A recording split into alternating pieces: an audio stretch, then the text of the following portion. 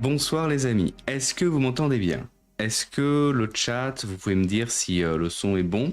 On va accueillir Nicolas dans quelques secondes. Alors, petite introduction sur le live de ce soir. Vous êtes sur la 6e édition de Radiotech Marseille et nous allons parler d'un des fantasmes des plongeurs qui est, en tout cas, fantasme de beaucoup de plongeurs, qui est la descente, la plongée profonde et le fait de descendre à 100 mètres. C'est un des sujets que l'on voulait le plus aborder avec Nicolas. Et on va essayer à travers ce live d'écouter vos témoignages, vos expériences, de développer sur celle de Nicolas Sexy, qui est du type de plongée qui est faite à Plongée Tech Marseille, et aussi ensuite de voir avec vous comment planifier et préparer ce type de plongée. Donc si le son est bon, ok, le son semble bon, on peut accueillir Nicolas. Je vais faire apparaître Nicolas par magie. Voilà. Ce soir, c'est un sujet qui, moi, me touche tout particulièrement. Et je pense, toi aussi, parce que c'est la direction que tu as en partie pris avec le type de prestations et de formation que tu proposes à Plongée Tech Marseille, qui est la thématique de la plongée profonde.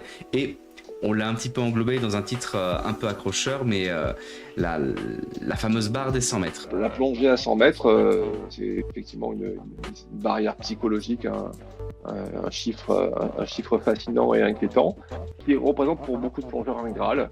Et c'est effectivement ce qu'on va aborder ce soir. Alors, l'idée, ça sera pas un mode d'emploi, ça va pas forcément vous indiquer comment y aller, ça va vous donner quelques informations, ça va également donner peut-être de l'inspiration et puis l'opportunité pour tous ceux qui sont là de nous livrer soit vos expériences de plongée à 100 mètres ou alors vos rêves, votre fantasme de la plongée à 100 mètres et à quoi il ressemble, à comment vous l'imaginez. Pendant que tu as justement annoncé l'introduction, on va essayer de voir est-ce que certains parmi vous dans le chat sont déjà allés à 100 mètres. Toi d'ailleurs Nicolas, est-ce que tu es allé à 100 mètres cette année? Moi non. Donc très clairement non. Moi ma profondeur max cette année, ça a été avec toi, ça a dû être 55 mètres ou 56 mètres à peu près. Écoute, c'est déjà pas mal. Nous, écoute, cette année, c'est pas été une année folle avec une météo particulièrement propice, mais en début d'année, on a eu quelques créneaux qui nous ont permis de faire des plongées profondes dans cette zone-là. Après, on a eu des années beaucoup plus fastes. On a enchaîné les plongées à 100 mètres. Donc après, c'est pas toujours une fin en soi, mais il y a des années avec et des années sans. Et là, la dernière année n'a pas été une année folle en la matière, mais on met beaucoup d'espoir en 2025. Est-ce que quelqu'un dans le chat, attends, il y a sûrement des amis à Nicolas, personne n'a fait 100 mètres cette année? On a un 65 mètres de Arnaud. Bon, ça va on va pouvoir justement parler un petit peu de cette expérience à tous ceux qui, comme moi, ne la connaissent pas du tout. Donc, on a quand même des belles plongées profondes, 60 mètres, 70, 82 pour Cam, qui a dû sûrement plonger avec son Revo. Hugo qui trouve que c'est démentiel les 100 mètres, c'est pas faux. Gaëtan, comme tu me le demandes, voilà, je dis quelques mots. Et j'en profite pour répondre à ta question. Oui, je serai au Salon de la plongée cet hiver. Et on se retrouvera sur le stand Revo et le stand TDI. On sera dans cette zone-là. Mine de rien, on n'a personne qui est allé à 100 mètres. Alors j'aimerais pousser un peu la question et après on va regarder. Ça va un peu faire écho à la prochaine slide, donc je vais nous partager la slide que tu as préparée. Mais juste avant de vous montrer le document et le cours que Nicolas va nous partager ce soir, vu que personne dans le chat n'est allé à 100 mètres, est-ce que c'est quelque chose qui vous tente? Moi personnellement, j'ai très envie de passer le cap de la tech, mais c'est ce que je te disais, Nicolas, avant de quitter Marseille. Je veux faire ça bien et prendre le temps de faire ça avec une formation sur une longue période. C'est pour ça que je me suis pas forcément poussé encore à fond sur ce type de sujet, mais moi, les 100 mètres, c'est une étape, c'est un chiffre qui me fascine. Est-ce que c'est aussi votre cas? Pendant que le chat peut-être répond, toi, à quel moment est-ce que tu as voulu passer ce gap dans ta logique de plongeur? Est-ce que avant d'être professionnel, tu voulais déjà faire cette profondeur-là? Ou est-ce que ça s'est fait une fois que tu es devenu instructeur, moniteur, et tu te dis, on va pousser un petit peu plus? Oui. Écoute, moi, cette barrière des 100 mètres, ça a été une barrière un petit peu... c'est une barrière qui s'est refusée à moi pendant très longtemps parce que des concours de circonstances à n'en plus finir ont fait que à chaque fois que le rendez-vous était donné, le mauvais concours de circonstances faisait que systématiquement le projet tombait à l'eau jusqu'au jour où On a enfin réussi à le faire et dans d'excellentes conditions par ailleurs. Donc oui, c'était un objectif bizarre d'ailleurs, hein, parce que à quoi bon quoi? Pourquoi 100 mètres? Pourquoi pas 150? Pourquoi pas 80? Non, non, bah, on est soumis à notre système métrique, de telle façon que pour Trois nous 100 chiffres, hein. mètres, voilà, 3 chiffres, c'est une valeur qui nous fascine. Les Anglais par ailleurs, eux, ont une autre fascination pour les 100 pieds. Donc comme quoi on peut tous avoir, d'autres objectifs et donc les 100 pieds, c'est aux alentours des 30 mètres, quoi. Donc on n'a pas forcément, les mêmes objectifs et les mêmes fascinations. Nous, c'est vrai qu'il y a cette barrière symbolique des 3 chiffres, des 100 mètres, qui quand même, a une certaine cohérence parce que c'est une profondeur à laquelle un certain nombre d'enjeux techniques, physiologiques, technologiques s'imposent. Et donc c'est une barrière qui finalement a bien du sens et qui peut être une forme de consécration et d'aboutissement pour un plongeur et un plongeur tech en particulier. Alors, je sais pas si tu as vu le chat. Déjà, on vous remercie d'être aussi réactif et on dit bonjour à toutes les personnes qui sont là. On est 100, donc merci à vous. On a passé la barrière. On a barrière passé la barrière des 100 mètres, justement. Et donc, on a beaucoup de personnes qui sont intéressées, mais qui en sont un petit peu loin. Petit clin d'œil à Gaël. Bah déjà, 12 mètres, c'est très bien, effectivement. Ça va prendre un petit peu de temps, mais rien n'est impossible. Et on a déjà des petites questions, peut-être que tu l'aborderas durant le live au niveau de la préparation, mais de Hugo qui nous demande si, pour 100 mètres, on est obligé d'être en recycleur. On n'est pas obligé, mais on va en parler un peu plus tard. On n'est pas obligé, mais désormais, plonger à 100 mètres autrement qu'en recycleur, ça se réserve à certaines plongées dans des conditions bien spécifiques, essentiellement de la plongée depuis le bord, dans des zones où il n'y a pas, un accès à la profondeur immédiate très compliqué. Et ça me fait penser d'ailleurs à ton voyage qui est prévu dans pas longtemps avec le trou de Dahab, qui est un endroit qui se prête particulièrement à de la plongée à 100 mètres en circuit ouvert. Mais peu nombreux sont les endroits qui s'y prêtent. Ceci étant, on va pouvoir passer sur la slide plongée à 100 mètres. Et on arrive sur la première page. Un rêve de plongeur, on a marché sur la Lune. Alors, qu'est-ce qui t'a inspiré cette première page? Bah, moi, cette première page, en fait, elle fait écho à ma motivation première. Enfin, là, à ce à quoi j'ai été biberonné quand j'étais gamin, quoi. C'est les aventures de Tintin, toutes les aventures de Hergé. On a marché sur la Lune, mais pour moi, ça incarne ce que on est quand on est petit garçon et ce que l'on reste, je l'espère, quand on grandit, hein. C'est-à-dire toujours un aventurier, insatiable, qui a besoin d'aller plus loin, d'aller chercher ce qu'il y a derrière. Et quand on est allé voir ce qu'il y a derrière, et ben, d'aller encore au-delà, de poser le pied là où personne n'a jamais été, de tenter des aventures qui n'auront jamais été réalisées, d'être toujours un peu son propre pionnier. Et ça, pour moi, c'est assez fondateur parce que s'il y avait une lecture qui était ma lecture vitale quand j'étais gamin, bah, c'était les Tintins. Et on n'a pas tous la chance, il y a certains qui se reconnaîtront, de devenir astronaute. Quand on fait ce genre de plongée, quand on caresse le rêve d'aller un jour plonger à 100 mètres, et ben, directement, ben, peut-être qu'on réalise ce fantasme de mettre un pied sur la Lune. Et ben, pour moi, c'est comme ça que je le vis, quoi. Et vous, dans le chat, éventuellement, qu'est-ce qui vous a inspiré sur les 100 mètres? Moi, les 100 mètres, j'ai pas vraiment un point particulier. Je crois que c'est plus les images que j'avais du monde du silence où ils étaient défoncés, où ils essayaient de prendre des écrevisses, mais c'était pas les 100 mètres, c'était plus être à 60 mètres avec l'ivresse des profondeurs. Moi, j'ai pas eu ce côté-là, marcher sur la Lune, mais il y a un côté à 100 mètres, tu vois, c'est d'aller là où effectivement peu de gens peuvent aller parce que il y a pas tant de plongeurs que ça qui passent ce cap-là. Il n'y en a pas tant que ça, mais je pense que désormais, alors, on va dire que ça se démocratise, mais quoique la quantité de plongeurs qui désormais évoluent dans la zone des 100 mètres versus ce qui se faisait il y a encore 30 ou 40 ans, la proportion, elle a explosé. Elle a explosé parce que le matériel le permet, que désormais toute la connaissance conceptuelle le permet aussi facilement. À 100 mètres, on n'est plus des pionniers aujourd'hui. Désormais, il y a nos ancêtres qui ont fait ce travail à notre place et c'est un terrain qui est désormais bien balisé, on sait où on va. Alors, il continue à y avoir quelques zones sensibles, hein, on ne peut pas dire que ce soit une promenade de santé, mais pour autant ça se fait et donc c'est devenu à notre portée. Ok, bon alors, je me permets, le jour où je vous fais une vidéo sur ma chaîne YouTube à 100 mètres, je serai un pionnier, hein, c'est comme ça, et je serai très content. Et pour les 300 mètres, on attendra un moment. J'en profite Eh ben, pour passer un petit bonjour à tous ceux qui sont sur le chat et je vois notamment Fred qui est un ami très cher et qui a cette fascination pour la profondeur que l'on partage ensemble avec Eric. Et donc, je les salue parce qu'on a eu l'occasion de partager quelques belles plongées il y a quelques années. Et encore aujourd'hui, il n'y a pas très longtemps. Je pense que ce sont peut-être les derniers d'ailleurs à avoir plongé sur les pas du Titanic, dont on va vous parler après. J'ai quelques jolies vidéos pour vous. Alors, donc là, on est sur la deuxième slide. Et ben en fait, si maintenant. Et je me dis, le Grand Bleu, les 100 mètres, bah, c'est ça, le fameux Jacques Mayol. T'as peut-être une anecdote par rapport à ça, cette barre Bah, incroyable. alors, moi, avant d'être plongeur, j'étais apnéiste. Et ça a vraiment été, c'est comme ça que j'ai grandi. Depuis très très jeune, je faisais mes apnées, mes apnées. Il n'y a que ça qui m'intéressait. À une époque où l'information ne circulait pas facilement, j'étais déjà fasciné par l'aventure du Grand Bleu. Je savais tout de Jacques Mayol. Et sauf erreur, a priori, le premier à avoir passé cette barrière des 100 mètres en apnée, c'est Jacques Mayol. Alors, désormais, son record paraît être bien loin, bien loin, parce que il a réalisé cet exploit à une époque où encore tout le monde pensait que c'était une barrière physiologique imprenable, insurmontable.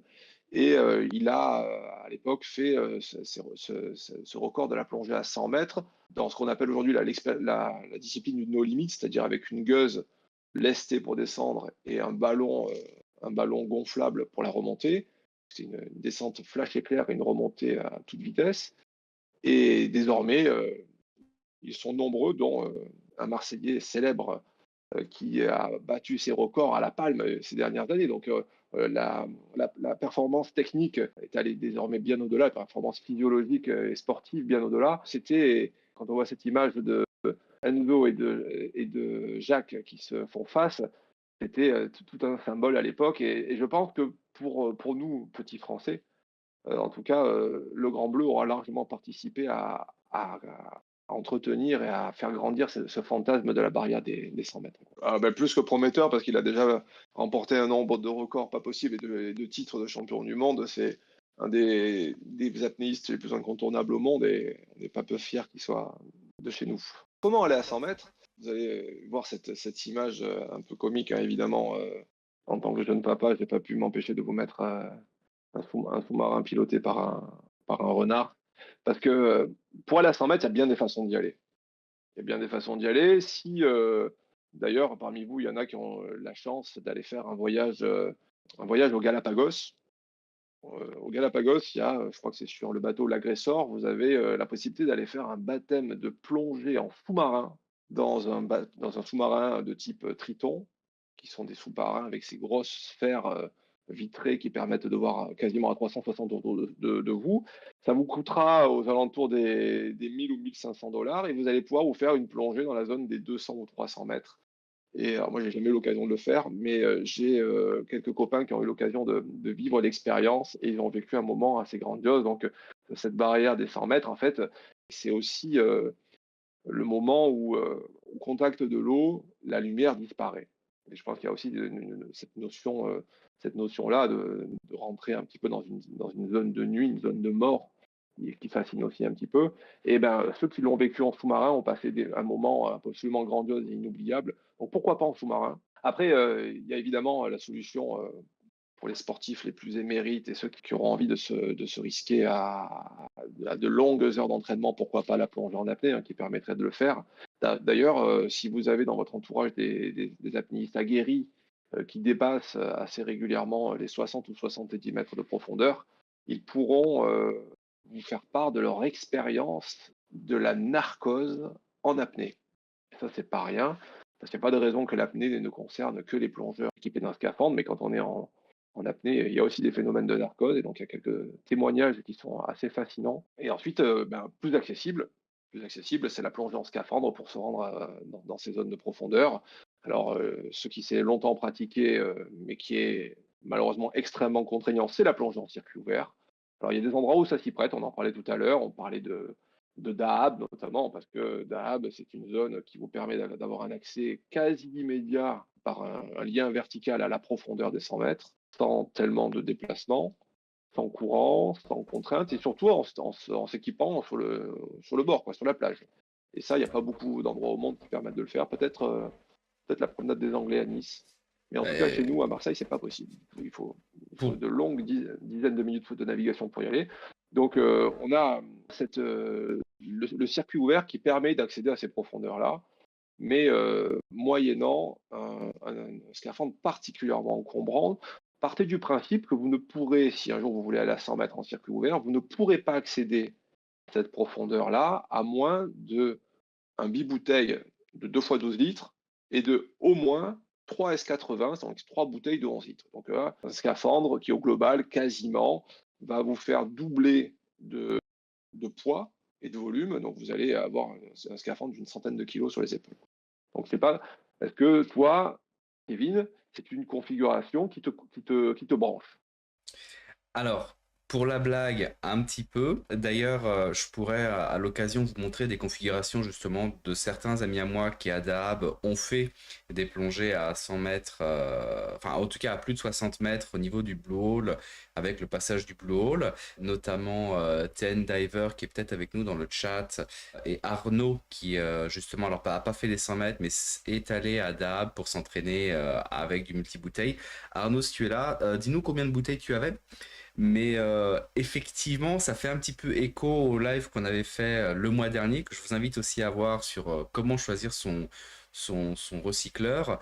Si tu me dis qu'il y a moyen de ne pas avoir autant de bouteilles et autant de poids, ça m'intéresse. Alors, évidemment, là aujourd'hui, en étant en 2024, l'idée de vouloir accéder à ces profondeurs-là en circuit ouvert n'a plus vraiment de sens. Ça ne veut pas dire qu'on va être beaucoup moins lourd, mais parce que quand on va profond avec un recycleur, on est quand même lourd. Mais la solution, c'est évidemment le recycleur, ne serait-ce que pour des questions de coût et d'autonomie, parce qu'avec un recycleur, donc si tu passes sur l'image d'après, Kevin, Tout à fait. un recycleur, c'est une machine qui va peser entre, je sais pas, 25 et 35 kilos, sur laquelle on va devoir effectivement rajouter des bouteilles de secours. Mais moyennant ce poids, on a un scaphandre qui nous permet d'évoluer pendant environ 5 heures, quelle que soit la profondeur. Donc à la profondeur de 100 mètres, il va nous offrir une grande latitude de plongée. Et puis surtout, il va nous permettre des temps fonds raisonnables. Parce que ce qui va vraiment distinguer le recours au circuit ouvert ou au circuit fermé, c'est qu'avec un circuit ouvert, on va devoir trimballer 100 kg de matos, mais le temps va nous être compté. On va avoir tout juste quelques dizaines, une dizaine de minutes au fond, vraiment très serré pour faire notre plongée. Et puis après ça, il faudra rapidement se sauver et remonter pour avoir suffisamment de gaz pour venir à bout de la descente. Alors qu'avec un recycleur, même si le différentiel ne va pas être énorme, eh on va pouvoir plutôt être autour de la vingtaine de minutes, voire la trentaine pour les profils les plus engagés, et ensuite pouvoir faire la décompression sans avoir besoin de changer de système respiratoire. C'est ce que tu avais fait notamment sur le Titanic. Tu me diras d'ailleurs lorsque tu voudras qu'on envoie ces vidéos-là. Et Oui. peut-être on peut voir dans le chat, si vous avez des questions, n'hésitez pas. Là d'ailleurs, on a une question d'Erwan qui pourra sûrement se former chez toi du coup. De Erwan Coupard, avez-vous des conseils, des formations à suivre pour passer du niveau 3 FFSSM à la première plongée à 100 mètres? Effectivement, il y a un certain gap. Il y a un gap. Le prérequis pour envisager de faire de la plongée à 100 mètres, si c'était votre objectif un jour, le prérequis à tout ça, c'est d'abord d'être plongeur niveau 3. Plongeur niveau 3, d'avoir suivi une formation de plongeur nitrox confirmé pour vous être déjà habitué à faire de la plongée avec du multigaz, avec des bouteilles complémentaires vous permettant d'accélérer votre descente. Ça, c'est le point de départ. Alors après, l'itinéraire le plus pertinent, c'est de se lancer sur la plongée recycleur. Alors ça peut avoir un côté un petit peu frustrant parce que dès qu'on passe en plongée recycleur, il y a une phase d'apprentissage technique qui est indispensable, qui est un peu longue, mais qui est absolument nécessaire. Il ne faut pas penser qu'on peut en être dispensé. Tout le monde, tous ceux qui passent en recycleur ont besoin de faire l'apprentissage de l'équipement, de la machine. Et cet apprentissage, il passe par de nombreuses heures, un minimum de 50 heures. Donc, de manière pratique, quand on est niveau 3, qu'on a sa formation nitrox confirmée, la première étape, c'est de passer une formation recycleur diluant air. C'est une formation qui se fait sur 4 à 5 jours. Et après cette formation, il vous faut faire 50 heures de pratique. Donc c'est de l'explo où on profite de la machine, où on continue à entretenir le savoir-faire technique sur la machine, avant de se présenter et de suivre une formation Trimix normoxique, qui permet d'évoluer dans la zone des 60 à 70 mètres, et ce pour commencer à faire ses premières armes dans l'utilisation des mélanges ternaires. Les mélanges ternaires, c'est les mélanges dits trimix, donc à base d'oxygène, d'azote et d'hélium pour pouvoir accéder à des profondeurs plus importantes. Une fois qu'on a fait l'apprentissage de la plongée en normoxique, eh ben là, il faut se faire de l'expérience. Il faut, dans tous les domaines, à chaque fois qu'on obtient une certification, il faut se faire de l'expérience dans nos prérogatives et donc de réaliser une vingtaine de plongées dans la zone des 60 à 70 mètres avant de pouvoir se présenter à la formation trimix hypoxique qui va vous permettre ensuite d'évoluer dans la zone des 100, 120 mètres. Et donc où là, vous allez faire l'apprentissage de l'utilisation des différents mélanges, parce que là, les trimix, il y en a plusieurs, des mélanges pour accéder à différentes profondeurs, pour ensuite pouvoir refaire le retour à la surface et de développer le niveau de performance technique le plus élevé, parce que dans le domaine de la plongée en autonomie, il n'y a pas de niveau plus élevé que le plongeur recycleur trimix hypoxique. Il n'y a pas. Donc ça veut dire qu'on se doit, dans ce cadre de pratique, d'avoir un niveau de connaissance théorique, technique, un niveau de maîtrise technique de la machine et des savoir-faire de plongeur qui est au top de ce qui peut exister. Alors, j'en profite pour remercier tous ceux qui sont présents, parce qu'on est quand même 130. Alors, il y a plusieurs choses où je vais rebondir. Il y a une question par rapport à Dab de Pollux Troy. Bah, moi, je vais aller faire. T'as plongé, toi, à Dab, Nicolas? Moi, là, je vais aller faire du repérage la Moi, semaine non, j'ai prochaine. jamais fait ça. D'accord. Bah, moi, la semaine prochaine, je vais aller faire du repérage parce que je compte organiser des voyages communautaires avec la petite Argo Team pour justement aller explorer Dahab. Donc, je vais faire du repérage la semaine prochaine. N'hésite pas à me suivre, Pollux, pour avoir des infos sur Dahab. J'en sortirai des vidéos. Et on a donc une question qui me semble très pertinente de François Jérôme Daniel. Est-ce qu'il y a des recycleurs qui sont plus ou moins adaptés à la plongée profonde? C'est pas forcément un terme qu'on avait abordé la semaine dernière sur le choix des recycleurs. Et Redda Ben Siam, donc oui, le recycleur va te donner le mélange parfait en fonction de ta profondeur. N'hésite pas à aller sur la chaîne de Plongée Tech Marseille où il y a les replays des lives précédents. Tu pourras voir le live dédié au recycleur qui explique comment ça fonctionne et puis après sur le choix des différents recycleurs. Voilà. Donc si tu peux peut-être rebondir sur un recycleur à choisir pour la profondeur et puis après on Oui, pourra passer aux pages suivantes. on peut rapidement en dire un mot. C'est peut-être pas le moment d'être partisan et de dire quel est le meilleur recycleur pour aller en profondeur. Globalement, entendons-nous bien sur le fait que tous les recycleurs fonctionnent de la même façon. Ils ont tous cet incroyable potentiel de la plongée profonde. Certains recycleurs sont plus adaptés que d'autres car ils offrent plus de redondance et que avec la profondeur, au plus vous aventurez dans un environnement qui est loin de la surface et qui nécessite un long temps vous séparant de la surface et au plus vous avez intérêt d'avoir de la redondance en électronique pour être sûr que vous serez capable d'affronter une avarie de la machine. Donc là, désormais, à l'heure actuelle, on peut estimer que les machines les plus anciennes ne disposant que d'une seule électronique sont moins safe que les nouvelles. Et ensuite, les machines qui permettent d'avoir un encombrement et un poids minimum sont évidemment les plus adaptées car ce sont celles qui vont provoquer le moins de contraintes ergonomiques pour le plongeur. Mais désormais, quasiment toutes les machines arrivent à satisfaire à ces exigences. Donc, il n'y a pas vraiment de contraintes si ce n'est les vieilles machines qui désormais sont un petit peu plus, qui sont devenues un peu obsolètes. Mais là, je vous renvoie, comme tu le disais, au live sur les recycleurs. Formidable. Donc qu'est-ce que nous avons pour la page suivante alors? Pour la page suivante, comme il s'agissait de la plongée à Marseille, moi je ne peux vous parler que de ce que je connais. Alors je suis désolé parce que par avant je m'en excuse. Alors je m'en excuse, mais c'est pas une énorme punition à laquelle je vais vous contraindre. C'est que à Marseille, si on veut se faire une belle plongée à 100 mètres, la plongée la plus légitime, eh ben, c'est la plongée sur le Titanic. Alors le Titanic, qu'est-ce que c'est?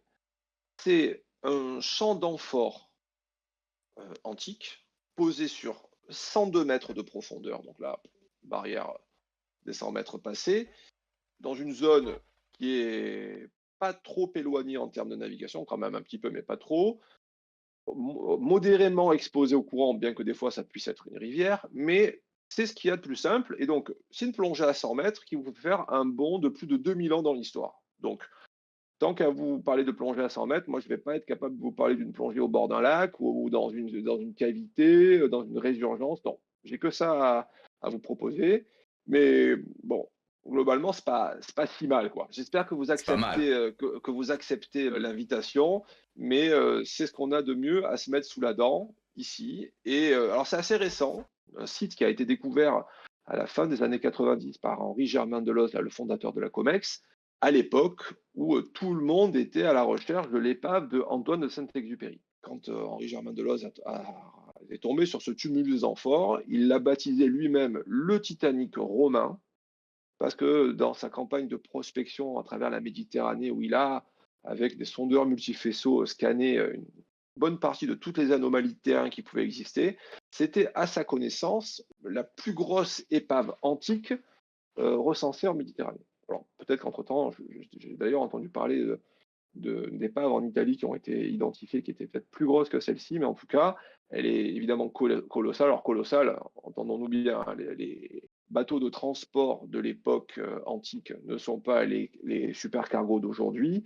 Donc c'est un tumulus amphore qui fait une taille d'environ 15 mètres sur 20, donc c'est pas énorme, énorme, mais par contre, on a quand même un tumulus qui regroupe à peu près 3000 amphores posés sur 2 mètres de profondeur, qui abrite une vie assez riche. Donc on y voit beaucoup d'amphores, enfin beaucoup de langoustes, des congres, ces poissons très brillants, donc les tacos. Et donc c'est une oasis au milieu de l'obscurité, au milieu de nulle part, qui est à quelque chose près sous les calanques, sous les falaises souberanes, donc, qui sont la route des crêtes bien connue entre Cassis et La Ciotat. Et c'est absolument magique. Et donc j'ai eu la chance il y a quelques années de plonger dessus avec mon ami photographe et vidéaste Gilles Di Raimondo. Donc tout à l'heure, je sais que Kamel, tu me disais, ouais, les images sont belles. Ouais, il y a quelques images de Gilles. Là, les images que tu vois en revanche, ce sont des images que j'avais faites à la troisième ou quatrième plongée qu'on a faite dessus.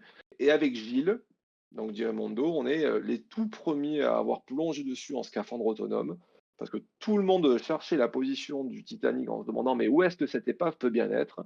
Et on a retrouvé, comme des pirates, la trace de cette épave, tout simplement, et ça, Kevin, ça va te faire plaisir, en traînant sur YouTube, parce que la Comex avait diffusé des images de ROV, de robots sous-marins du Titanic, quasiment à la découverte de l'épave, et dans un coin de l'image de ROV, qui était une image de très mauvaise qualité, apparaissaient des coordonnées GPS en WGS 84. Et donc, on s'est empressé de copier ces points, d'aller faire un tour sur ces points. Et qu'est-ce qu'on a trouvé? Eh bien, on a trouvé le Titanic. Ah, il y a toute une petite histoire comme ça pour taxer les Ouais. sites de la Comex. Je propose qu'on fasse une petite pause. Moi, je vais laisser ça. Je pense que ce sont les images de ton ami. Ce sont les deuxièmes. C'était des épaves que j'avais pu faire. Alors, celle-là, c'était, je crois, la seule fois de ma carrière où j'ai loupé le balisage d'une épave. Et là, j'avais balisé le Celle-là, là? Titanic ouais, ouais. J'étais à 100 mètres, pardon, à 50 mètres de distance de l'épave.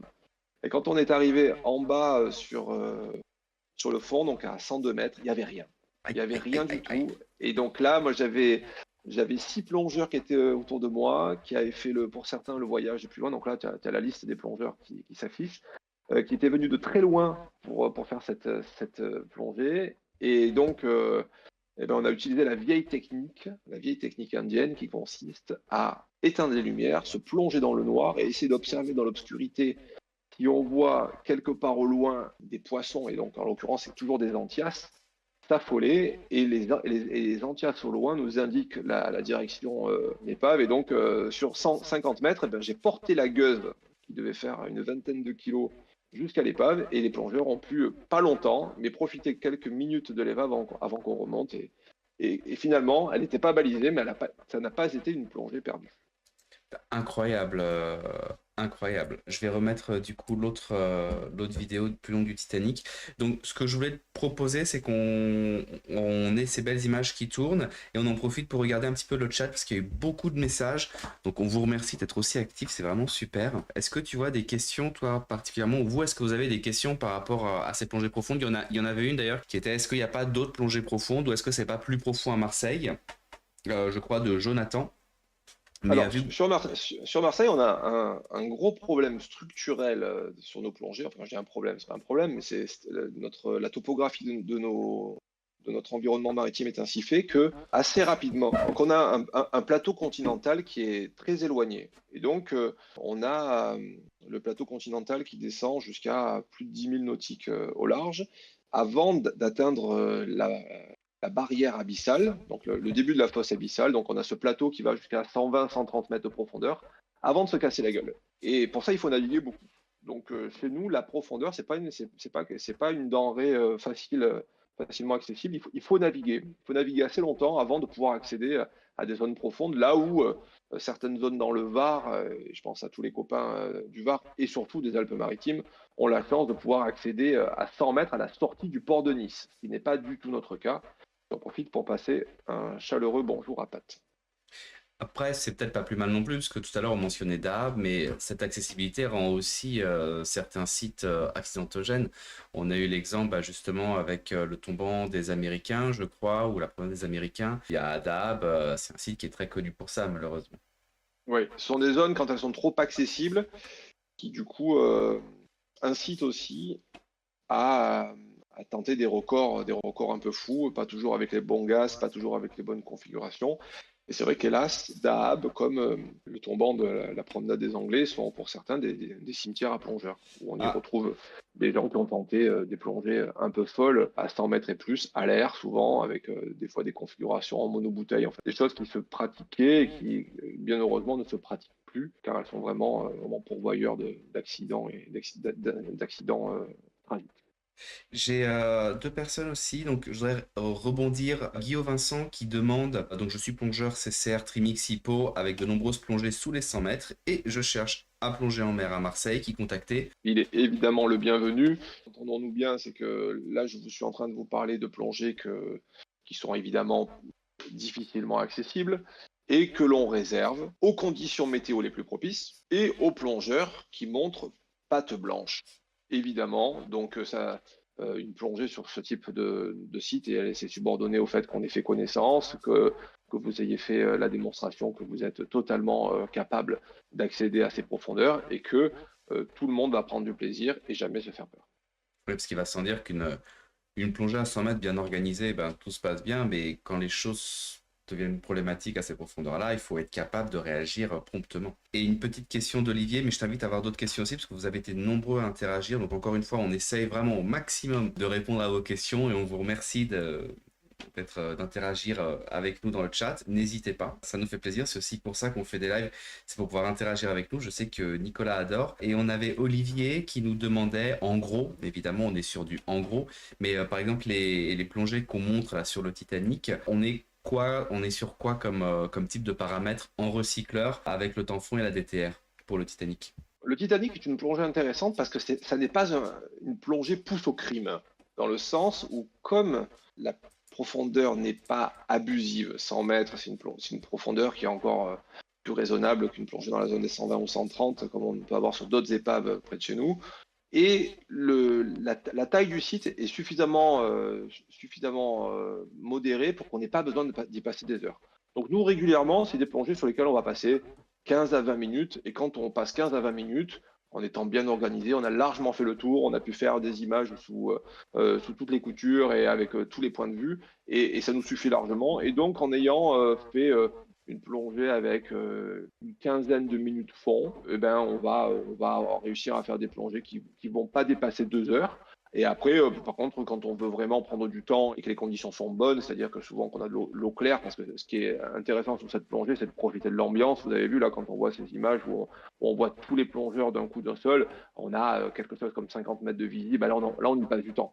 On y passe du temps, on fait plein de prises de vue, on essaye de donner un nouveau point de vue sur le site. Et là, on peut y passer 20 minutes, et en passant 20 minutes, eh ben, on peut avoir des temps de remontée qui vont être aux alentours des 2 heures, 2 heures et demie. Et donc, c'est des plongées où globalement, on va rarement dépasser 2h30 au global, voilà, pour rester dans le raisonnable. C'est plutôt les plongées dans la zone des 120 mètres où on va dépasser les 3 heures de plongée. Justement, pour rebondir, et puis après on va continuer ton PDF, on a une dernière question d'Erwan que je trouve très intéressante. Alors j'aimerais bien aussi expliquer moi ce que je pense par par rapport à ça, mais donc il demande question certainement bête. Je ne comprends pas le lien entre la météo et la plongée à 100 mètres. Bah, il va y avoir tout simplement la visibilité. Si on a eu peut-être beaucoup de houle pendant longtemps, mais est-ce que justement à 100 mètres ça joue ou la météo ça va plus être une histoire de sécurité pour pouvoir descendre en sécurité à ces profondeurs-là avec une ligne? Alors, il y a plusieurs implications. Quand on parle de météo, globalement, ce qu'il faut comprendre, c'est que sur Marseille, comme beaucoup dans de zones ailleurs, les plongées profondes sont souvent des plongées qui se réalisent loin au large. Qui dit loin au large dit sans zone d'abri. Donc des zones qui sont exposées au vent, à la houle et au courant. Donc pourquoi le beau temps? Parce que si vous arrivez sur un site qui fait 15 mètres sur 20, qui nécessite d'être balisé avec une gueuse lestée de 15 ou 20 kilos que vous envoyez depuis la surface et qui doit atteindre le fond, par mauvaise météo, c'est un peu comme essayer de jeter une bombe à eau sur son meilleur pote au rez-de-chaussée en étant au 20e étage d'un immeuble par jour de grand vent. Eh bien, vous n'allez pas réussir à l'avoir du premier coup, il va falloir ajuster votre tir plusieurs fois, mais là on ne peut pas ajuster le tir. Donc il faut être sûr de baliser déjà le site en étant sûr d'être sur le site. Donc déjà, ça c'est la première contrainte. Et si vous avez du vent et du courant, ben, ce balisage il va être de mauvaise qualité. Ensuite, la mauvaise météo, pourquoi? Ben parce qu'on est sur des configurations de matériel qui sont lourdes et volumineuses, et quand vous êtes assis sur le boudin d'un semi-rigide, avec un recycleur sur le dos et 3 ou 4 bail-out, donc des bouteilles de secours sur les côtés qui vont peser une quinzaine de kilos chacun, si vous devez vous mettre à l'eau dans une mer agitée, le regroupement en surface est difficile, le palmage en surface face au courant est compliqué, voire dangereux, et donc ça rend le début et fin de plongée tellement dangereux que on ne va pas se rajouter cette difficulté en plus de la difficulté de la profondeur. J'en Est-ce profite que pour saluer tout le monde parce que je vois qu'on a déjà 38 auditeurs avec nous et donc on vous remercie à tous pour votre fidélité et pour le plaisir des moments passés avec vous. 146 là en ce moment. Je crois même que c'est notre nouveau record, donc merci d'être là. On est très content de faire ça avec vous. Alors, on va fermer le Titanic et on va regarder maintenant la slide suivante, une préparation minutieuse. Oui, oui, oui. Alors là, on va aborder comment on s'y prend, quoi. Parce qu'il y a tout l'aspect fascination de ces plongées, mais vous allez vous rendre compte que bien y réfléchir, alors je vais peut-être pas en faire la meilleure des pubs, mais à quoi bon aller à 100 mètres? Parce que là, je vous ai mis alors, une image, ça fait un peu usine à gaz, c'est la salle de contrôle des missions Apollo, je crois. Non, moi Et, je reconnais, non, c'est ton c'est pas bureau. ça. C'est le bureau de Non, Nicolas Sexy qui a plongé le non, Tech Marseille. Ça ressemble à c'est ça. c'est pas mon bureau. Il y aurait beaucoup plus de papier éparpillé de partout et de, et de boîtes de chocolat. Pour revenir à notre sujet, au plus on va profond, et il y a quelque chose de complètement délirant avec la profondeur, c'est que le ratio entre le temps passé à préparer la plongée, le temps passé au fond qui devient de plus en plus court et le temps à passer au palier qui explose.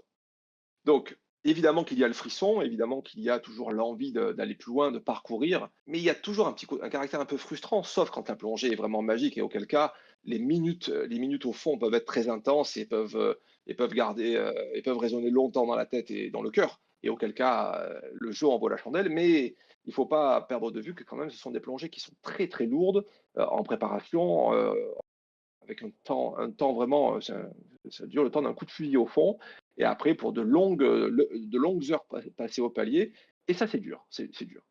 Alors, comment est-ce qu'on se prépare à ce genre de plongée? D'abord, on en a parlé tout à l'heure, mais c'est une préparation de long terme, c'est-à-dire que plonger à 100 mètres, indirectement, c'est quand même un peu le projet d'une vie. Il faut à un moment donné avoir consacré un peu de son existence à ça, c'est-à-dire avoir plongé beaucoup, s'être préparé longtemps, avoir maîtrisé toute sa technique et donc s'être exercé, avoir beaucoup réfléchi, s'être confronté à des formations, s'être confronté à ses binômes, avoir fait preuve d'exigence et d'avoir suivi tous ces cursus de formation. Et donc ça, c'est des jours, des semaines, des mois, des années de formation qui permettent de venir à bout des formations de plongeurs autonomes. Parce qu'entendons-nous bien, et là c'est important, pour ceux qui seraient peut-être un jour tentés pour aborder ce projet, il ne peut s'agir que de plonger en autonomie. Il n'y a jamais personne qui va vous encadrer à cette profondeur. Vous pouvez être peut-être guidé, mais encadré jamais. Vous serez peut-être plusieurs, mais au fond, vous serez seul. Donc, il faudra vous être préparé de manière à pouvoir affronter cette solitude. Et c'est souvent le propre de l'aventure, c'est que l'aventure, elle se vit seule et avec suffisamment de préparation pour que vous soyez votre propre ressource pour en venir à bout. Donc, on vient de parler de ressources techniques, donc de long apprentissage. On a un long apprentissage sur tous les domaines de la théorie de la plongée, parce que là, vous êtes dans un domaine où vous devez être intime avec tout ce qu'il y a de plus subtil dans la théorie de la plongée, mais également, ce sont des plongées qui sont réservées à des plongeurs et des plongeuses qui sont bien préparés physiquement et psychologiquement. C'est-à-dire que vous êtes pour le plongeur sédentaire qui plonge une fois de temps en temps, qui ne fait pas de sport, qui a du mal à porter sa bouteille, bon, on n'est pas dans un domaine qui est raisonnable. Objectivement, peut se permettre de plonger celui qui est capable de s'équiper seul. Ça veut dire que quand on plonge avec un recycleur et 3 ou 4 bail-out, ça ne veut pas dire qu'il ne faut pas se faire aider, mais si on n'est pas capable de s'équiper seul sur un bateau, on va pas être plus performant au fond de l'eau. Donc, c'est un projet qui se vit avec de la préparation et de la préparation psychologique aussi. C'est-à-dire qu'il faut se connaître, il faut s'être confronté, il faut peut-être même avoir vécu un peu des galères sous l'eau, mais pour savoir comment est-ce que son esprit est capable de réagir face aux situations d'incident, comment est-ce qu'il est capable de réagir face à la peur, face à la nouveauté, face à l'impératif d'improviser. Et ça, ça se fait avec le temps, c'est l'expérience. J'adore une des définitions de l'expérience que je préfère, c'est de dire que l'expérience, c'est la somme des erreurs passées. Et donc, à mon avis, il faut avoir fait beaucoup d'erreurs avant de pouvoir aller à ces profondeurs-là pour se confronter à soi-même. Je vous renvoie également à un autre live qu'on a pu faire avec Kevin il n'y a pas très longtemps sur la question des what if. Mais vous êtes dans un environnement où la connaissance des procédures d'urgence est absolument incontournable, où vous devez d'avoir une vision limpide des réactions adaptées en fonction des incidents pour que, en cas de souci, vous soyez en mesure de réagir de la meilleure des façons, dans le meilleur des délais, pour le meilleur des résultats. Je me permets de rebondir par rapport à ça, voire même, alors, je parle avec ma perspective à moi, parce que c'est ce que je connais le mieux justement, mais j'ai vu beaucoup dans le monde, à peu près partout sur Terre, et beaucoup dans le monde récréatif, des plongeurs qui se formaient sur des durées très courtes, notamment pour devenir moniteur. Et tu parles beaucoup d'expérience. À partir de quand est-ce que l'on peut raisonnablement commencer à se projeter sur du 80 mètres et voire même se projeter sur du 100 mètres? Est-ce qu'on est sur quelqu'un qui va accumuler 200, 300, 500 plongées, 1000 plongées? Ou est-ce qu'on est sur une expérience que tu vas acquérir avec beaucoup de pratique sur une période plus dense? Parce que il faut aussi savoir que quelqu'un qui a 1000 plongées, par exemple, moi je sais que j'ai plusieurs centaines, voire j'ai plus de 1000 plongées, 2000, je sais pas, mais en tout cas j'en ai largement plus de 1500.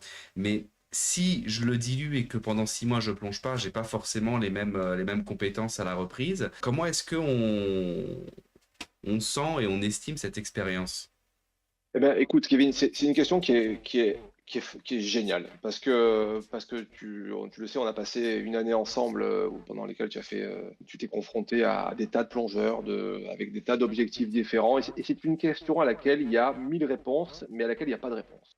Globalement, si on est bien d'accord sur le fait qu'on n'est pas égaux, on n'est pas égaux devant l'intelligence, on n'est pas égaux devant le sens, devant notre capacité à nous servir de nos mains, on n'est pas égaux devant le sens de l'improvisation, on n'est pas égaux devant la répartie, on n'est pas égaux devant l'humour, on n'est pas égaux devant bien, bien, bien des choses, on n'est pas égaux devant le stress.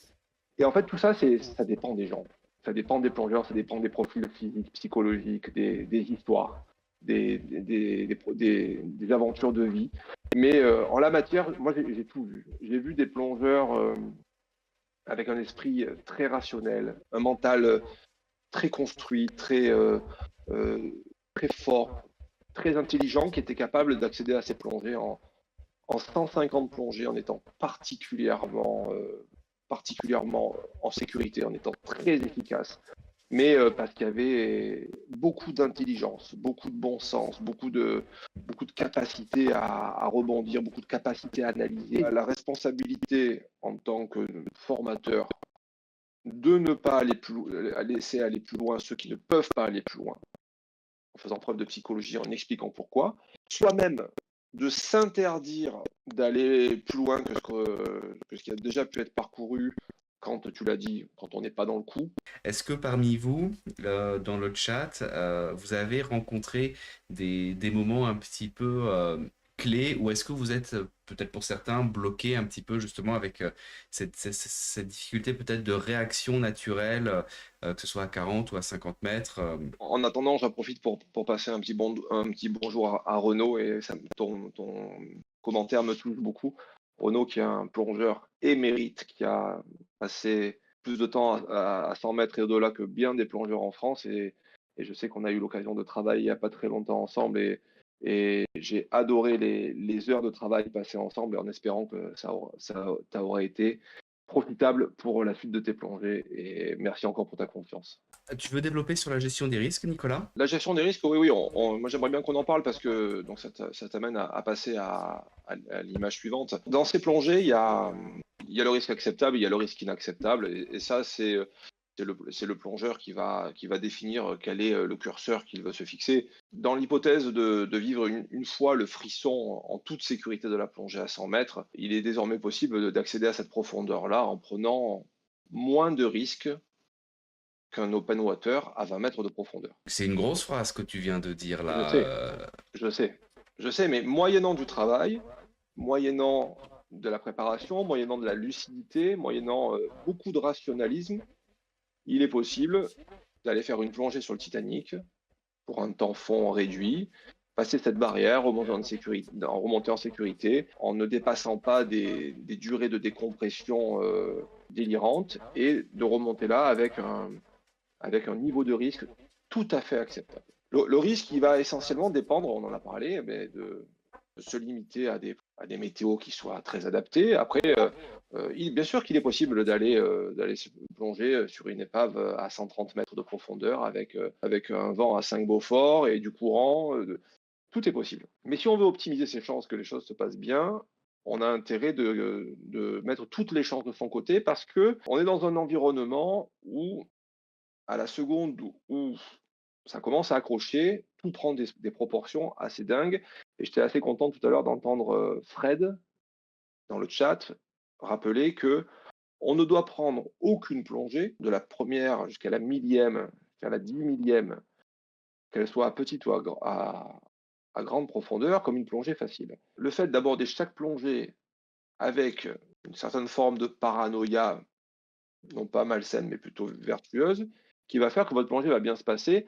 Mais en tout cas, il est essentiel, quand on s'engage sur ce genre de plongée, d'avoir le sentiment lucide, d'avoir une parfaite vision d'ensemble de tout ce qu'il y a à faire et de tous les critères à tenir en vigilance pour que ça se passe bien. Et auquel cas, on peut vraiment obtenir un niveau de risque qui est très maîtrisé, et c'est vraiment l'ambition.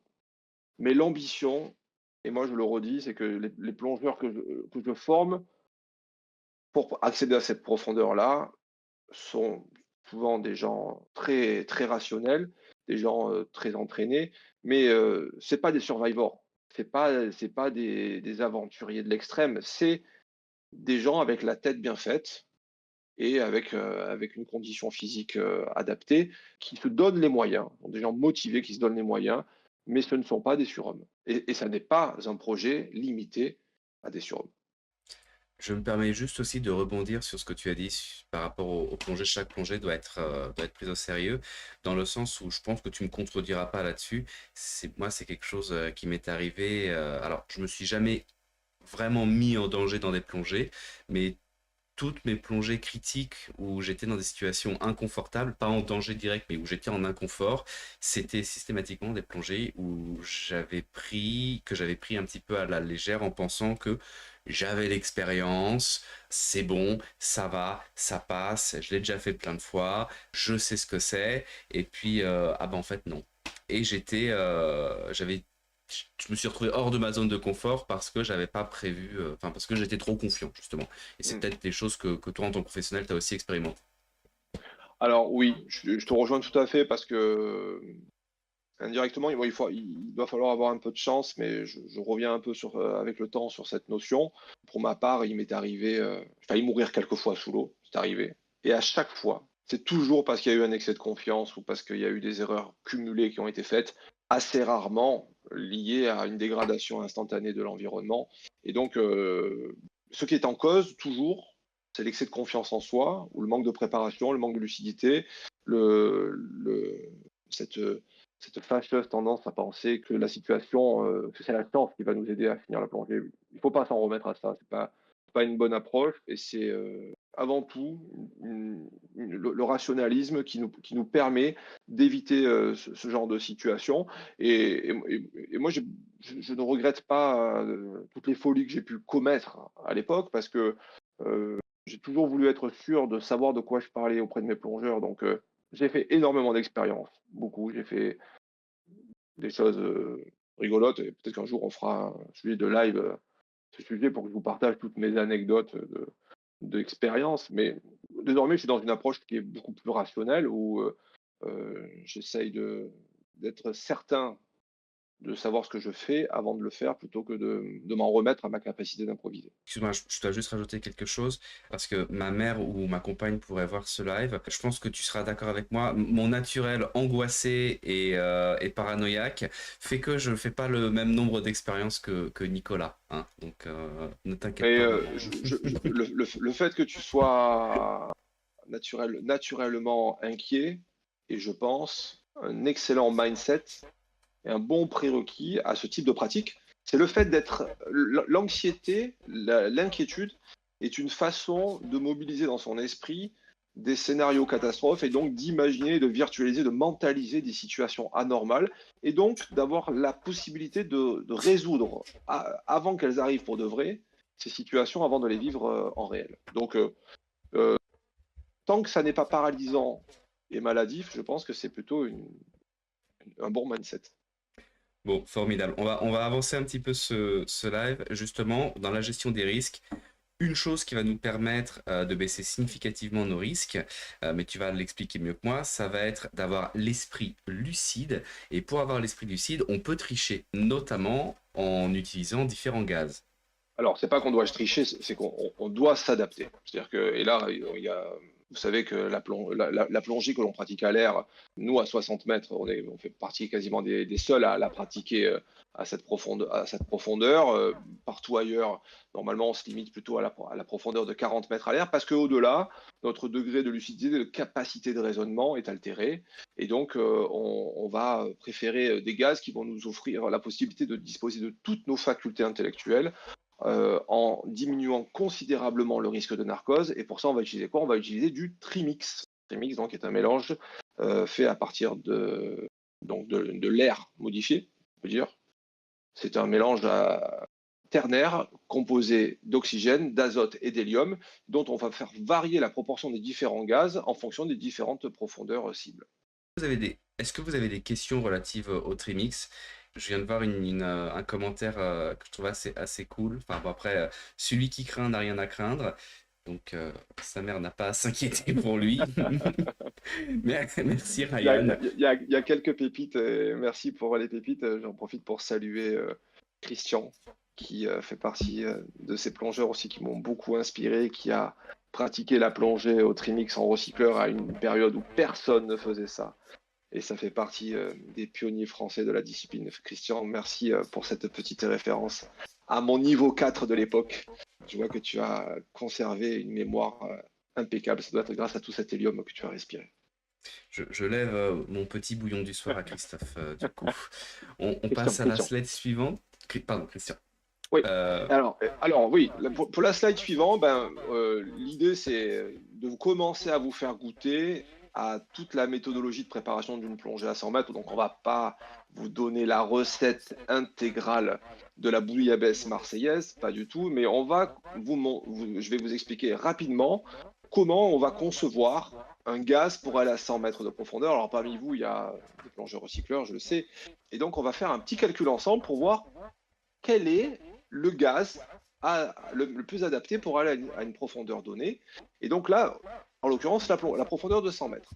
Donc parmi vous, vous savez tous, en tant que plongeur aguerri ou moins aguerri, qu'il y a une atmosphère tous les 10 mètres de profondeur. Donc, à 100 mètres de profondeur, nous avons donc 11 bars de pression absolue. Donc, à 100 mètres de profondeur, il nous faut respirer 11 bars de gaz. Kevin, tu peux passer à l'image suivante. Pour respirer 11 bars de gaz, nous allons respirer différents gaz à des pressions partielles différentes. Pour petit rappel à tous ceux qui ont déjà étudié la notion des pressions partielles, je vous rappelle que la somme des pressions partielles est toujours égale à la pression absolue. C'est la loi de Donc, Dalton. c'est la loi de Dalton, les lois de Dalton.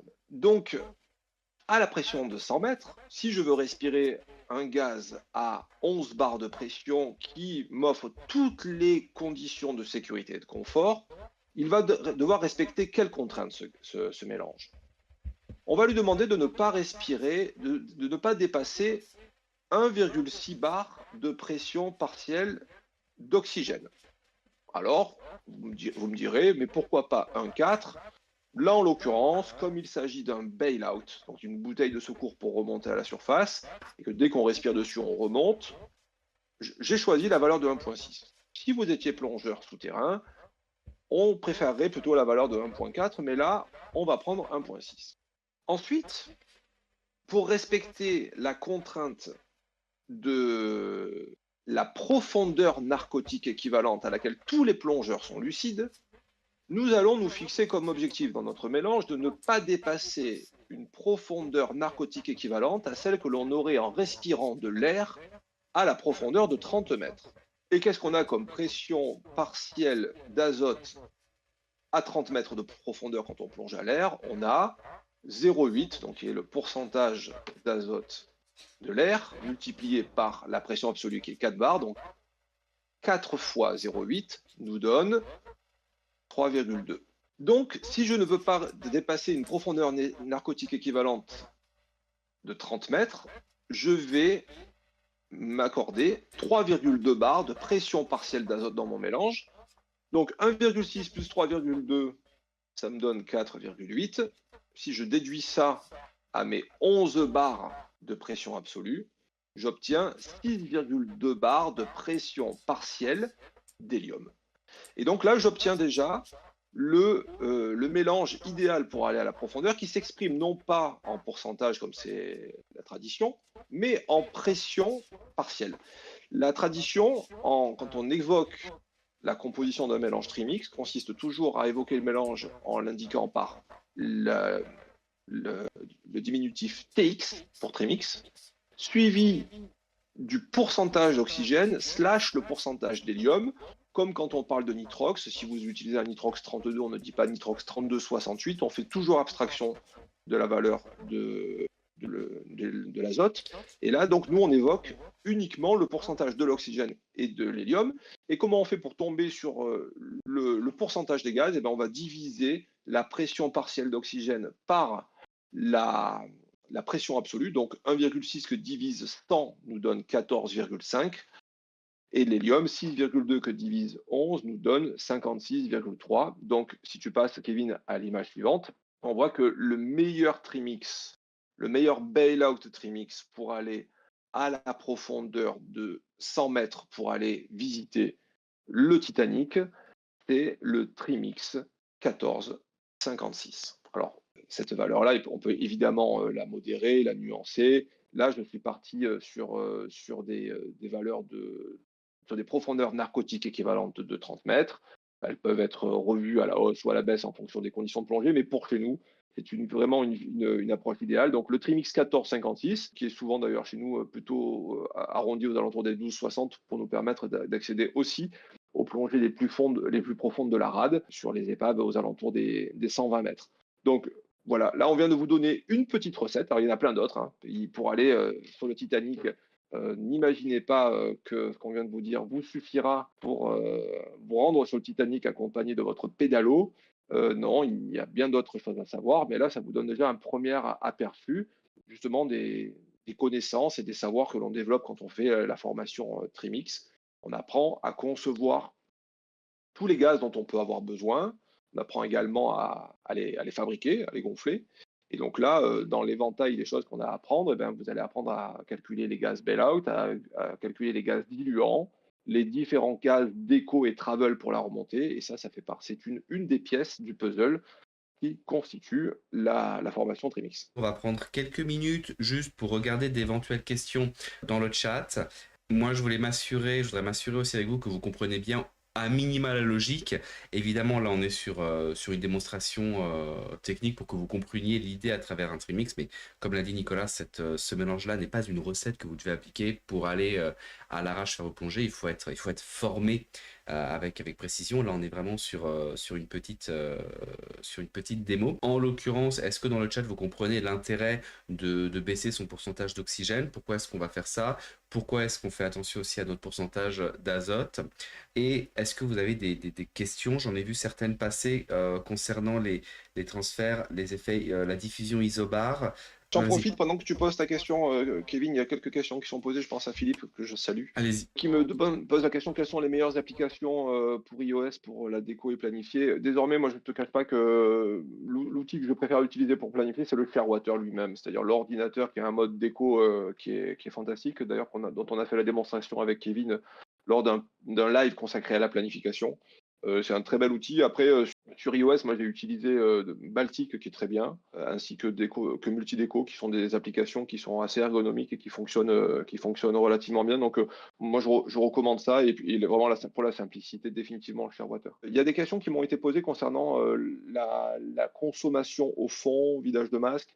La règle, concernant la planification, c'est qu'il y a bien quelques recommandations qui sont faites, mais il faut, à mon avis, faire preuve de lucidité sur le sujet. Évidemment, toujours se fixer des marges de sécurité concernant les consommations pour les planifications de gaz.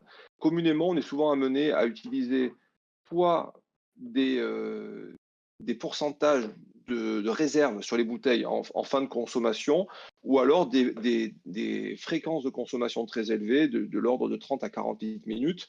Moi, pour ma part, ce que j'aime bien utiliser comme méthode, ça consiste à utiliser des planifications à 20 litres minute, qui sont souvent un peu conservatrices par rapport à la consommation d'un plongeur plutôt aguerri, mais qui pour autant ne vont absolument pas dans le sens de la sécurité concernant le risque de l'essoufflement profond. Mais dans ce cas, c'est la règle du tiers ou du quart selon la complexité de la plongée qui va être utilisée et qui va permettre de venir à bout de la consommation sur la partie fond.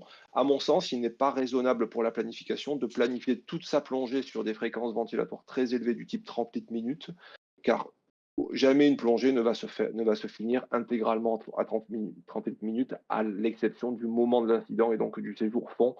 C'est pourquoi il faut, à mon avis, majorer et conserver plutôt un tiers de réserve sur le bloc fond. Voilà, je ne sais pas si Kamel, ça répond à ta question.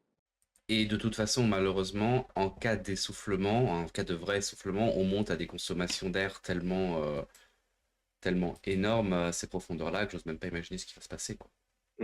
Vincent qui nous pose la question de la contre-diffusion. Donc là, on est dans un sujet un peu technique concernant donc pour expliquer de quoi il s'agit déjà, le risque de la contre-diffusion isobar laisse planer le risque d'un accident de désaturation à pression absolue constante. Sachant que dans notre compréhension normale de l'accident de décompression, il est toujours question d'une chute de pression absolue sur l'organisme pour provoquer le changement d'état du gaz dissous en gaz gazeux et qui provoque donc l'accident de décompression. Dans certaines circonstances, l'accident de désaturation peut se produire à pression absolue constante dans le cas où des changements de gaz inadaptés se feraient et donc qui, avec les vitesses de diffusion des gaz, pourraient provoquer des pics de gaz neutre à pression absolue constante. Il y a essentiellement deux erreurs à ne pas commettre. La première serait en phase terminale de désaturation de revenir sur un gaz très très riche en hélium. Donc, typiquement, vous finissez votre dernier palier et vous êtes sur l'oxygène pur et vous n'avez plus suffisamment de gaz et donc vous n'avez pas d'autre solution que de revenir sur le gaz précédent, donc sur un gaz riche en hélium. Donc là, au moment où vous êtes en train de désaturer l'azote et l'hélium, en reprenant un gaz riche, vous risquez de resaturer l'hélium et donc d'avoir un pic de gaz et donc provoquer de la bulle. Autre erreur consisterait à vouloir prendre très profond des mélanges assez pauvres en oxygène, donc typiquement de la décompression avec un nitrox 32, et qui aurait pour effet de vous imposer une grosse quantité d'azote dans le mélange, qui en plus de son effet narcotique, pourrait provoquer, alors que vous désaturez l'azote, un pic d'azote et donc un risque d'accident de décompression à profondeur constante. La tolérance qui a été fixée assez couramment depuis des années, pour répondre à ta question, Vincent, c'était de ne pas dépasser de ne pas dépasser des variations de pression partielle d'azote au moment du changement de gaz de plus de 0,5 bar de pression partielle d'azote. C'est les recommandations qui sont faites dans le milieu de la plongée à saturation et qui vraisemblablement, nous, dans le cas de notre plongée à nous, qui n'est pas de la plongée à saturation, fait le boulot, quoi. Je te remercie pour cette réponse super détaillée. Je suis très heureux de pouvoir faire ces émissions avec toi, Nicolas, parce que tu amènes vraiment une expertise dont je suis à des années-lumière. Et quand Nicolas explique des choses comme ça, je suis comme vous, je suis spectateur et je me régale. Juste deux points que je voudrais aborder. Il y a Erwan Coupard qui nous demande si le trimix est réservé aux plongeurs relativement fortunés. Bah, malheureusement, ça a un coût. Après, toi comme moi, on connaît des plongeurs qui sont pas forcément très fortunés, mais qui font aussi de la plongée engagée. J'ai plus l'impression qu'il y a une histoire d'engagement, alors financier, mais Ouais. aussi en termes de temps de formation. Mais je veux bien ton avis là-dessus. Et si après on pouvait répondre à Chloé, parce que j'ai peut-être mal répondu, sur les risques d'essoufflement au vu de la densité des gaz au fond. Alors, je vais d'abord répondre à la question du coût de la plongée. Effectivement, pour quelqu'un qui voudrait passer la barre des 100 mètres et plonger en recycleur, bah oui, c'est un budget. Évidemment, c'est un budget. Aujourd'hui, acheter un recycleur, avoir les gaz qui vont bien, bah, c'est peut-être un investissement qui va, selon les bourses, s'étaler entre 8 000 et 15 000 euros. Donc, c'est le prix d'une bagnole, c'est le prix de bien des choses. Donc, après, chacun a des stratégies personnelles différentes en la matière. Nous, on a des plongeurs qui font ces plongées-là en ayant des moyens modérés et qui se fixent des priorités et qui font de ce type de plongée leur priorité et qui consacrent leur passion, leur temps et puis leur budget aussi à ça. Après, mettre dans la balance la plongée en circuit ouvert et la plongée en circuit fermé pour dire qu'on va faire des économies en circuit fermé, bon, ça me paraît un peu tiré par les cheveux parce qu'avant d'économiser le coût des gaz consommés en circuit ouvert avec le prix d'un recycleur, il faudrait vraiment en faire beaucoup, mais il y a surtout une cohérence technique à utiliser le recycleur plutôt que le circuit ouvert. Ouais, j'ai Ensuite, l'impression que cet argument de l'économie, c'est plus vrai pour nous en tant que professionnels, où on va se permettre éventuellement, lorsqu'on veut se mettre à fond, de bombarder des plongées à l'année. Mais pour des amateurs, bon, bah, voilà. c'est plus Et un investissement. avant de répondre à Chloé, donc je réponds à la question de Zetos.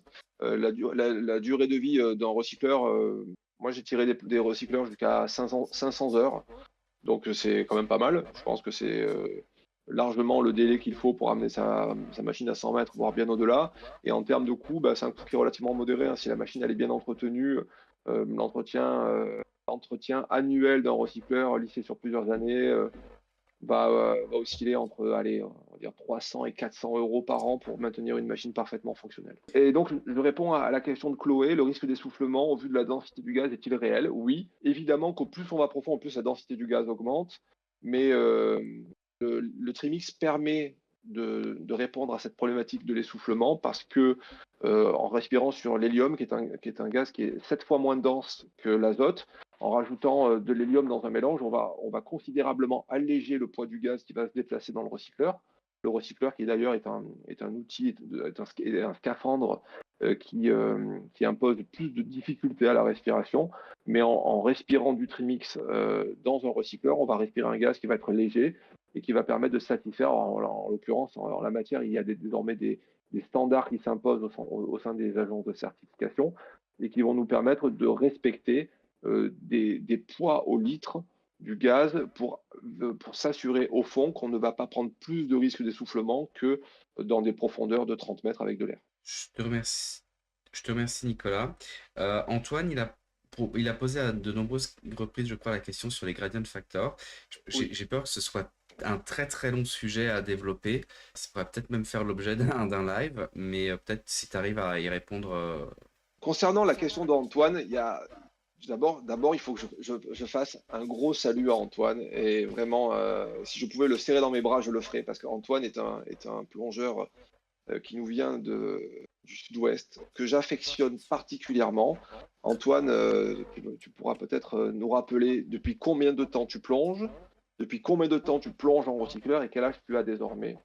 Parce que je pense que c'est un exemple à suivre pour beaucoup, beaucoup, beaucoup de plongeurs. Avec les années qui passent, Antoine s'est adapté à l'activité de la plongée. Il plonge en recycleur depuis un bon moment.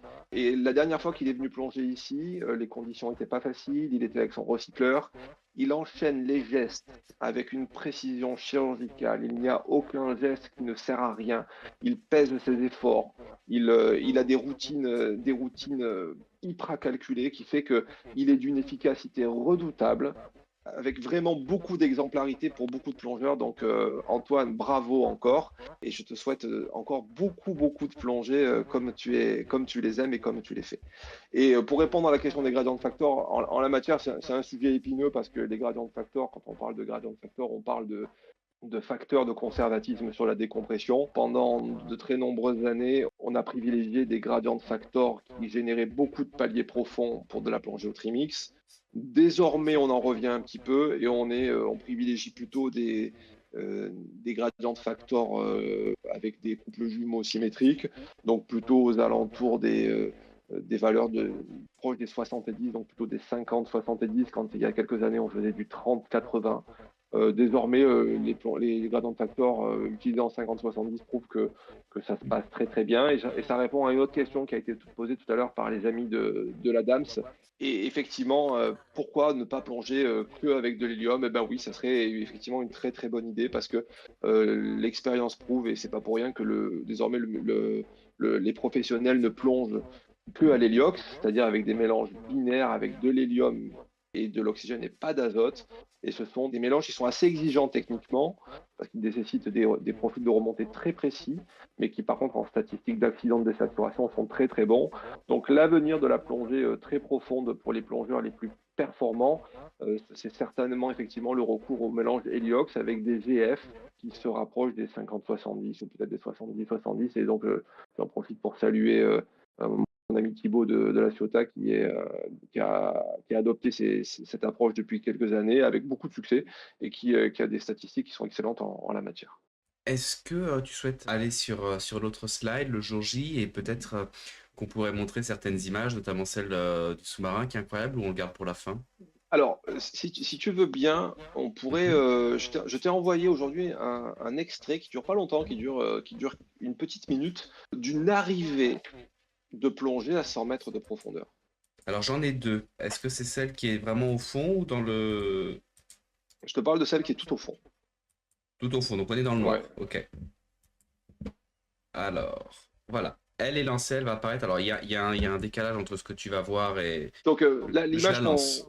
qu'on va vous montrer, c'est une plongée. Donc là, c'est une plongée sur le Titanic. C'est une plongée qui est relativement récente d'ailleurs, que j'ai eu le plaisir de faire avec un ami qui m'est très très cher et que vous ne connaissez peut-être, mais que vous connaîtrez sûrement. Il s'agit d'Arnaud, qui a fait l'objet lors de la dernière campagne de recrutement de l'Agence européenne spatiale de recrutement d'astronautes, qui a été recruté comme astronaute de réserve, et donc qui, dans sa quête de l'espace, s'est d'abord lancé dans la quête des profondeurs, et avec qui j'ai eu l'immense plaisir d'accompagner pour sa première plongée à 100 mètres de profondeur. Donc, on peut peut-être faire un stop sur cette image voilà, de l'ordinateur là qui est assez intéressante. Et, et donc, avant de pouvoir se lancer dans des projets spatials, il s'est longuement entraîné, et notamment en plongée. Et donc, on a eu la chance de partager ensemble cette première plongée à 100 mètres, donc sa première plongée à 100 mètres sur l'épave du Titanic. Et donc, pour vous donner un petit aperçu alors, tu passes plutôt sur l'autre image d'ordinateur qui est juste après.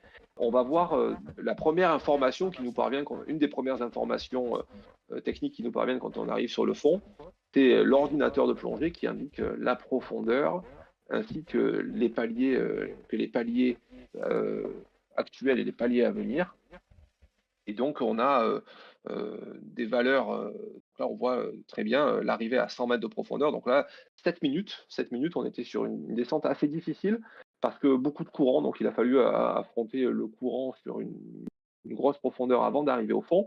Et donc, on voit la pression partielle d'oxygène dans la machine qui est à une valeur d'à peu près 1,2. Une DTR, donc c'est-à-dire un temps minimum pour regagner la surface, qui est déjà de 52 minutes. Donc on a à peine touché le fond, que déjà il nous faut 1 heure pour regagner la surface.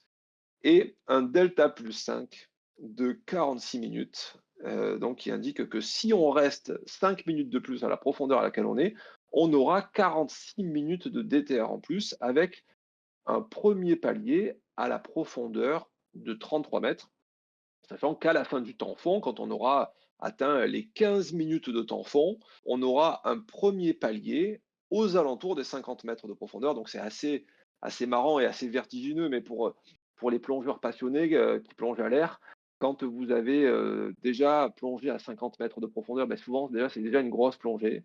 Et ben pour ces plongées-là, 50 mètres, c'est la première profondeur de palier. Donc vous arrivez à une profondeur qui est déjà vous êtes au fond, il fait déjà quasiment nuit, et vous allez faire vos premiers paliers à une profondeur où ben, on est quand même déjà encore bien dans l'obscurité.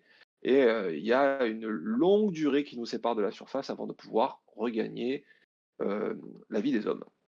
Tu fais ton palier à ma profondeur max, tu vois. Ma Pmax, ça doit être à 57 mètres. Tu fais ton palier là. Quel manque de respect. Vraiment, je me sens tout petit. Mais c'est un environnement de démesure, et pour te dire, voilà, les plongées là, les plus profondes qu'on arrive à faire sur Marseille en mer, elles sont dans la zone des 120-130 mètres. Hein. Quand on va sur la plongée sur l'épave du Proté ou du Natal, donc là, il y a entre 120 et 130 mètres de profondeur. Les premiers paliers, c'est la zone des 70 mètres. C'est pour ça aussi qu'il y a des ordinateurs de plongée avec des petits jeux dessus, je suppose. Ça doit être un petit peu long. De jouer à Snake. Ouais, c'est ça. Formidable cette. Il y avait un très vieil ordinateur, et donc j'en profite. Une autre référence à Christian qui est en ligne là, qui a été pendant longtemps un adepte du VR3. Je suis désolé Christian, mais parce qu'à l'époque il n'y avait que ça. Et c'était un ordinateur qui se caractérisait par des erreurs constantes en phase de remontée. Donc dès que vous remontiez, au moment où vous aviez besoin de connaître votre palier, vous aviez un message marqué Use Table, utilisez vos tables, que évidemment vous n'avez pas. Par contre, vous pouviez utiliser l'ordinateur en fin de plongée et jouer au Snake, qui était évidemment fort utile pour tuer le temps pendant ces longs paliers. Et quand je pense à tous les Dramagate, Shearwater et tout, alors qu'à une époque, il y a eu des ordinateurs qui te mettaient sur l'écran utilise tes tables. Use Table, voilà, un ordinateur qui était très utile parce qu'il était extrêmement solide et qui vous servait de marteau ou de presse-papier quand vous en aviez besoin, mais pas vraiment d'ordinateur de plongée. Alors, si tu t'en servais comme marteau avant de plonger, il y a peut-être. Ça ne changeait rien. Ça ne changeait rien. On a une question de Cam qui est rigolote, mais aussi intéressante et qui a été relancée par Paul. Quand tu fais des paliers comme ça, à quel moment tu lances ton parachute? Ou vu que vous êtes sur une ligne de remontée, finalement tu lances ton parachute que sur la fin et tu gardes ta ligne? Alors, c'est une bonne question, et ça pose plusieurs questions. C'est comment est-ce qu'on gère, l'accès au fond et le retour aux surfaces sur ces plongées? Parce que souvent, ce qui est difficile sur ces plongées, et moi, ce que je trouve le plus difficile et le plus inquiétant sur ces plongées, c'est le risque de dérive. Le risque de dérive, parce qu'il faut vous imaginer quand même, sur certaines plongées assez éloignées, quand vous êtes à une dizaine de milles nautiques au large, et que la Terre vous paraît minuscule et qu'il y a 1 à 2 nœuds de courant, le risque de dérive, il est colossal. Donc, il y a plusieurs stratégies en la matière. Moi, je ne suis pas un grand adepte et un grand fan des plongées avec de la dérive sur ces plongées-là, parce que quand vous avez plusieurs palanquets, réussir à avoir un pilote qui veille sur tout le monde, c'est difficile. Et donc, pour ma part, je préfère largement, faire les plongées en descendant, évidemment le long du fil, parce que si vous descendez pas le long de votre ligne lestée, vous ne trouverez jamais votre site de plongée. Mais de finir votre plongée sur la ligne lestée, tous ensemble en utilisant, soit une station de décompression, donc des barres de palier ou des lignes complémentaires pour s'accrocher. Et si il devait y avoir recours au parachute, comme Cam, tu posais la question, souvent la norme consiste à lancer le parachute à partir de la première profondeur de palier. Donc dans le cadre d'une plongée à 100 mètres avec du courant, dès on s'est rendu à la première profondeur de palier, il est vraiment déjà largement temps d'envoyer le parachute et il serait même peut-être même indiqué de l'envoyer avant. Donc ça veut dire un largage de parachute qui est très précoce, mais il faut se méfier. Et là, je vous parle d'une expérience vécue. Quand on envoie le parachute très profond et qu'on est sur une plongée très profonde avec plusieurs plongeurs, on ne voit pas toujours ce qui se passe au-dessus de sa tête. Et moi, j'ai connu le cas d'un plongeur, alors ça s'est pas fait ça s'est géré assez facilement, mais d'un plongeur qui s'est retrouvé à se prendre, en pleine gueule le parachute d'un plongeur envoyé de beaucoup plus profond alors qu'il avait 2 heures de palier. Le palier, c'est le parachute s'était un peu, emmêlé sur lui pendant quelques instants, le temps qu'il arrive à le pousser à s'en dégager. Ça pourrait virer à la catastrophe, ce genre de situation. Donc le recours au parachute, oui, quand il se fait avec une bonne vigilance sur ce qui se passe au-dessus pour pouvoir se signaler et quand on n'a vraiment pas le choix et qu'on est obligé de partir à la dérive avec. Et du coup, là, c'est une question un peu bête, mais si tu tiens compte que le parachute, il monte pas forcément à la verticale, pour peu qu'il y ait un peu de courant, tu as la ligne qui va être de travers, tu prévois un spool de 100 mètres pour ce genre de choses? Si jamais tu devais avoir du palier pour 50 mètres pour 50 mètres de profondeur, eh ben, il va bien te falloir 20% de plus. Tu veux qu'on enchaîne ensuite sur l'autre slide, sur le jour Eh ben, J? Bah, le jour J, on peut passer sur cette image rapidement pour que je vous fasse un petit débrief un peu vécu de comment va se dérouler une journée de ce type, hein. C'est-à-dire comment, quand on part pour une plongée à 100 mètres, depuis le réveil jusqu'au coucher, qu'est-ce qui se passe, quoi. Et ça, c'est quand même toujours assez intéressant d'avoir cette notion en tête, parce qu'une plongée à 100 mètres, surtout quand c'est la première, bah, souvent, ça a un côté un peu inquiétant, un peu angoissant. Et s'il y a de l'angoisse, eh ben, c'est plutôt bon signe, ça veut dire que vous n'êtes pas complètement cinglé. Donc, une plongée à 100 mètres, déjà au préalable, vous avez tout préparé la veille, hein. C'est-à-dire que vous avez vos gaz qui sont prêts. Le jour J, vous allez bien avoir quelques bricolages de dernière minute à faire, mais c'est vraiment des petits ajustements à la marge, mais rien de très fou. Par contre, c'est le moment avec son binôme, son bateau et son DP, d'avoir un briefing très précis sur l'organisation de la plongée, qui évoque bien la répartition de tous les rôles des différents plongeurs, des scénarios en cas de courant, en cas de balisage incertain, toute la communication, tous les paramètres fixés, les paramètres prévus, les paramètres plan A, plan B. Ensuite, une fois que tout le monde a embarqué sur le bateau, ben, c'est parti pour la navigation, ce sont souvent des plongées que l'on se réserve dans de belles journées, donc souvent de chaudes journées. Et c'est pas toujours très compatible parce que quand on veut passer 2 ou 3 heures sous l'eau, ben, on est évidemment en combinaison étanche. Donc quand on doit se taper 1 heure de navigation et qu'il y a un soleil de plomb, ben, c'est pas simple. Donc souvent on navigue sans combinaison ou avec la combinaison à la taille. Et dès qu'on a atteint la zone de plongée, sans délai, on procède au balisage de la zone, c'est-à-dire qu'avec le GPS et le sondeur, on va confirmer l'accès à la zone de plongée. Et dès on a estimé le vent et le courant de surface, on fait les quelques correctifs sur la zone de largage pour essayer d'anticiper les décalages par rapport au vent et au courant. Et dès que tout ça est à l'eau, ben là, c'est le moment où on va prendre son temps. C'est-à-dire le moment où tout le monde va, enfin moi en tout cas c'est ce que j'impose, tout le monde va mettre sa combinaison étanche et tout le monde va faire trempette. Tout le monde va se mettre à l'eau de manière à pouvoir se rafraîchir et à valider l'intégrité de la combinaison étanche avant de se mettre à l'eau, parce que n'envisagez pas de pouvoir faire une plongée de 2 ou 3 heures avec une combinaison étanche qui prend l'eau. C'est pas le jour. Alors, combinaison étanche, on sait tous que c'est étanche tant que ça l'est, et jusqu'au jour où ça l'est pas. Mais là, c'est des plongées où on peut difficilement se le permettre, et donc on peut pas. On a des bail-out pour les risques de recycleurs, on a des masques de secours, mais on n'a pas de combinaison de secours. Donc, la combinaison étanche, elle doit être checkée. Une combinaison qui ne tient pas la route en début de plongée, c'est hélas un plongeur qui ne plongera pas, quoi.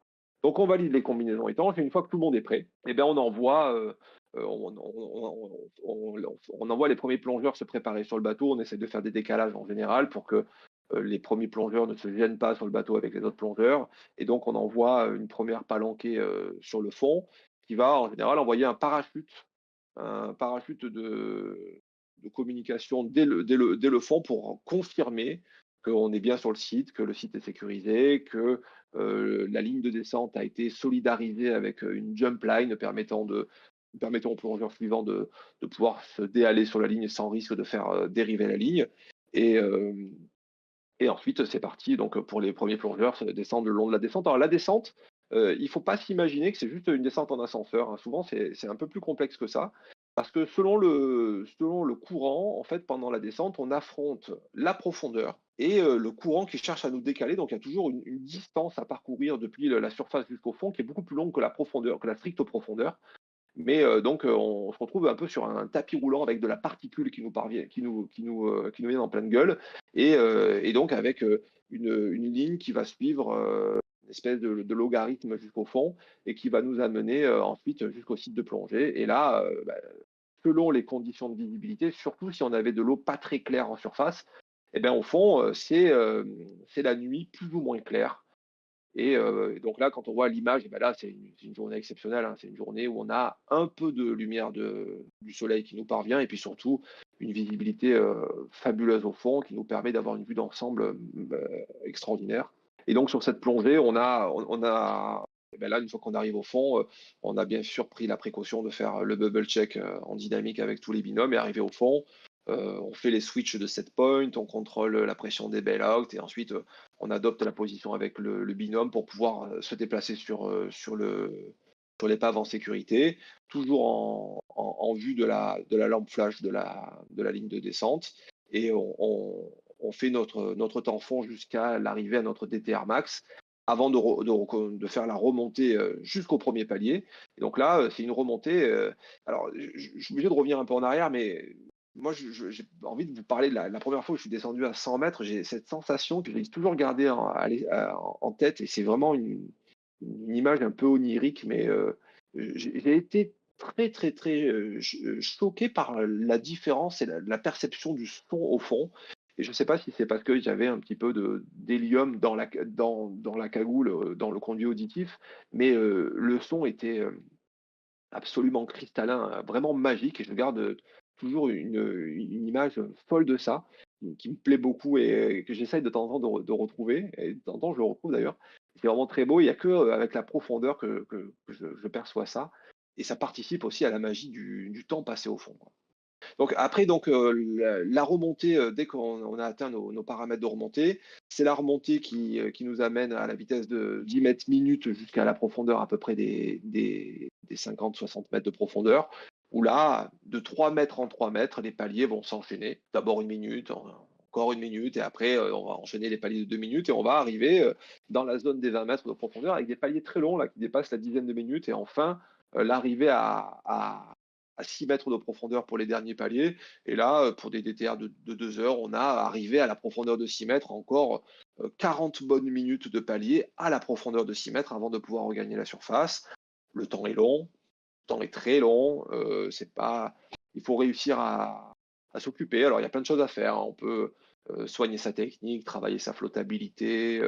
On peut essayer de somnoler. Moi, j'aime bien somnoler en m'accrochant à la ligne, essayer de voir le temps passer. C'est presque un peu une approche un peu méditative, mais c'est pas désagréable. On peut aussi en profiter, c'est important parce que c'est des plongées qui sont longues, souvent sur lesquelles on prend une grosse claque de chaleur avant la plongée, une grosse claque de froid au fond. Donc c'est aussi des plongées où il faut s'hydrater. Et donc c'est pas inutile d'emporter avec soi ou de laisser au palier un camelback avec une réserve d'eau pour s'hydrater pendant les paliers. Alors, c'est pas un truc qu'on va utiliser au fond, bien sûr. De quoi s'alimenter. Et donc, l'idéal, c'est d'avoir dans la zone des 6 à 9 mètres, ben, des petites pommes potes avec un mélange sucré, un petit camelback pour s'hydrater. Et on laisse le temps passer. Et là, on a passé plusieurs heures sous l'eau. Et ça, c'est incroyable parce que quand voilà, le dernier palier est terminé, eh ben, on joint l'utile à l'agréable en faisant une remontée à la surface qui est très cadencée. Donc, on essaye de se faire 1 mètre par minute. Donc on soigne sa flottabilité en faisant une remontée de mètre en mètre, à 5 mètres, 4 mètres, 3 mètres, jusqu'à 1 mètre. Et là, très doucement, on a le masque qui traverse la surface et qui nous ramène à l'air libre. Et là, on est reconnaissant envers la mer de nous avoir offert ce grand moment d'intensité, ce moment de magie, et qui nous ramène sur la terre ferme, sur le bateau. Et ensuite, avec des souvenirs plein la tête que on s'empresse de partager avec tout le monde, avec l'envie très intense d'y retourner. Ce doit être une expérience, une sensation incroyable au moment où tu sors de l'eau après avoir passé 4 heures justement à te concentrer sur ta respiration, sur ta flottabilité, dans cette ambiance et dans le silence tout particulier, enfin, si tant est qu'il soit vraiment si silencieux que ça, le monde du silence, mais dans cette ambiance sous-marine, ça doit être incroyable. Le retour à la surface, il a quelque chose vraiment de magique. Et alors, souvent, quand la nature est avec nous et que le spectacle est intense, moi, j'ai le souvenir de ces retours à la surface où vraiment tout n'était que luxe, calme et volupté, on peut le dire, avec la mer qui avait vraiment un aspect de miroir complet, un léger ciel nuageux qui fait que le ciel était totalement confondu avec la mer. Et bien, après avoir passé des heures au fond de l'eau, on avait l'impression d'être encore immergé en sortant de l'eau, et c'était vraiment une magie qui n'en finissait pas. Et des fois, quand on est vraiment, quand on y est souvent, la mer nous offre un spectacle qui dépasse de loin toutes nos espérances, et qui nous offre un spectacle qui justifie les heures et les heures de travail et de passion. Bien, je te remercie pour cette belle histoire, pour la fin de cette 6e édition de Radiothèque Marseille. Eh ben, écoute, Kevin, ça va être peut-être le moment de se dire au revoir. Peut-être pas tout de suite, pas tout de suite, Pas tout de pas tout de suite? suite, pas tout de suite. On va quand même faire un petit tour du chat. Il n'est pas encore 23 heures, il nous reste 1 minute. J'ai mis là en arrière-plan la plongée que tu as faite sur le U455. Pendant qu'on la regarde, on va jeter un petit coup d'œil à différentes questions sur le chat, et c'est peut-être le moment de poser quelques questions pour clôturer ce live. On se fera, si on a raté votre question, on peut la revoir. Et on vous remercie d'être toujours présent. On a été 145 à un moment, et là on est 111 à 11 heures du soir sur un sujet autant de niche.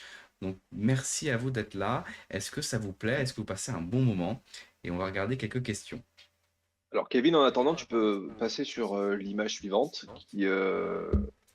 enfin, on peut rester sur cette image parce qu'évidemment, elle vous est aussi destinée, mais la question qui se pose, c'est pourquoi pas vous?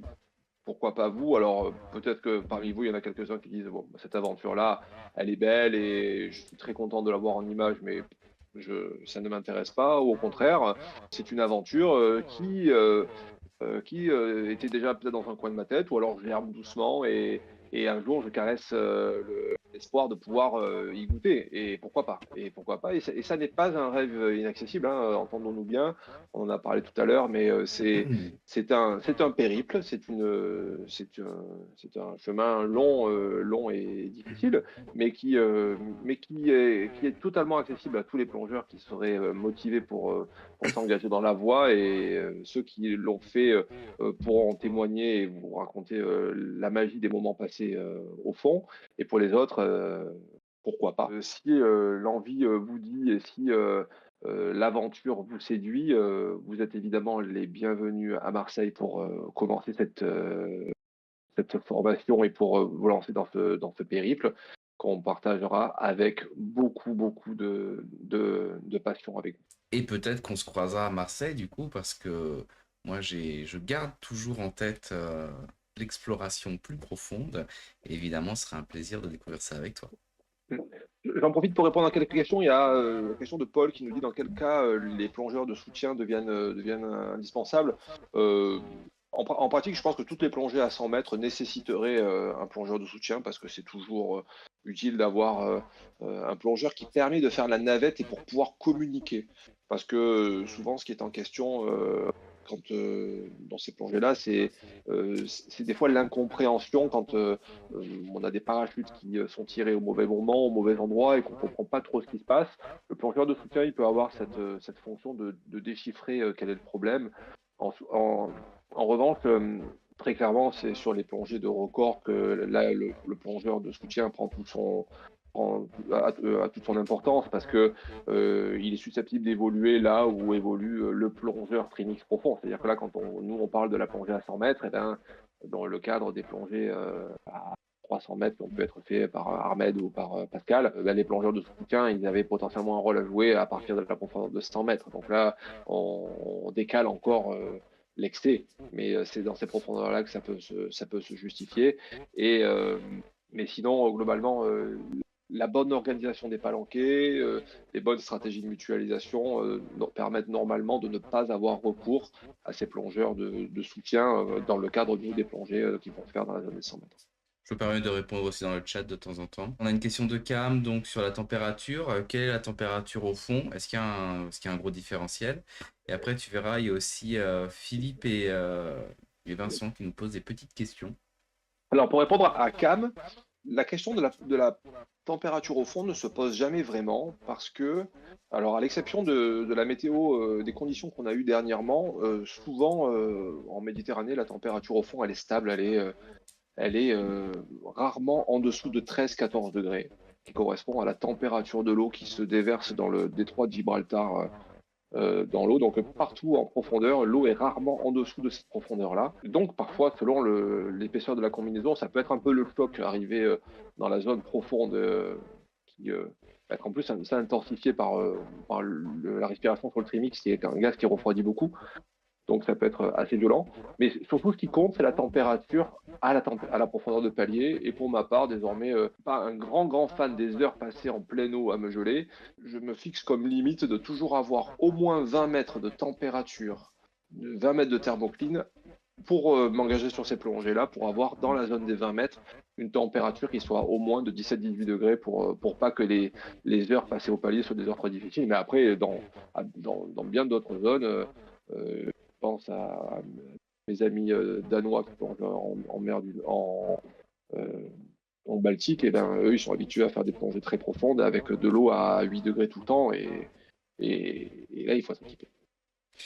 Juste par curiosité, là, c'est moi qui pose la question. Tu utilises quoi comme combinaison étanche? Des modèles spéciaux pour ce type de très très grand froid ou c'est plus Alors là, sur ces plongées-là, pour ceux qui vont plonger dans vraiment des eaux très très froides, désormais quasiment tout le monde utilise le chauffage, mais pour en avoir parlé avec des amis danois il n'y a pas très longtemps, il y en a quelques-uns qui ont fait l'expérience d'avoir une combinaison de plongée, combinaison étanche qui se troue pendant la plongée, sur une plongée de 3 heures avec de l'eau à 6 degrés. Et ben, le retour à la surface a été très difficile. Et d'ailleurs, le plongeur en question a même fait le choix, en fin de plongée, de shunter 20 minutes de palier plutôt que de ne plus pouvoir gérer l'hypothermie. Vérifiez bien vos combis du coup. Alors, je vois pas d'autres questions. Ah, il y a Sébastien Ah. qui pose une question, et j'adore Seb et j'adore ses questions. Il sait que j'aime beaucoup la montagne, et effectivement, est-ce qu'on pourrait comparer les 100 mètres à une préparation à grimper l'Everest? Je ne sais pas. Peut-être. Peut-être, parce que est-ce que 100 mètres, c'est l'Everest?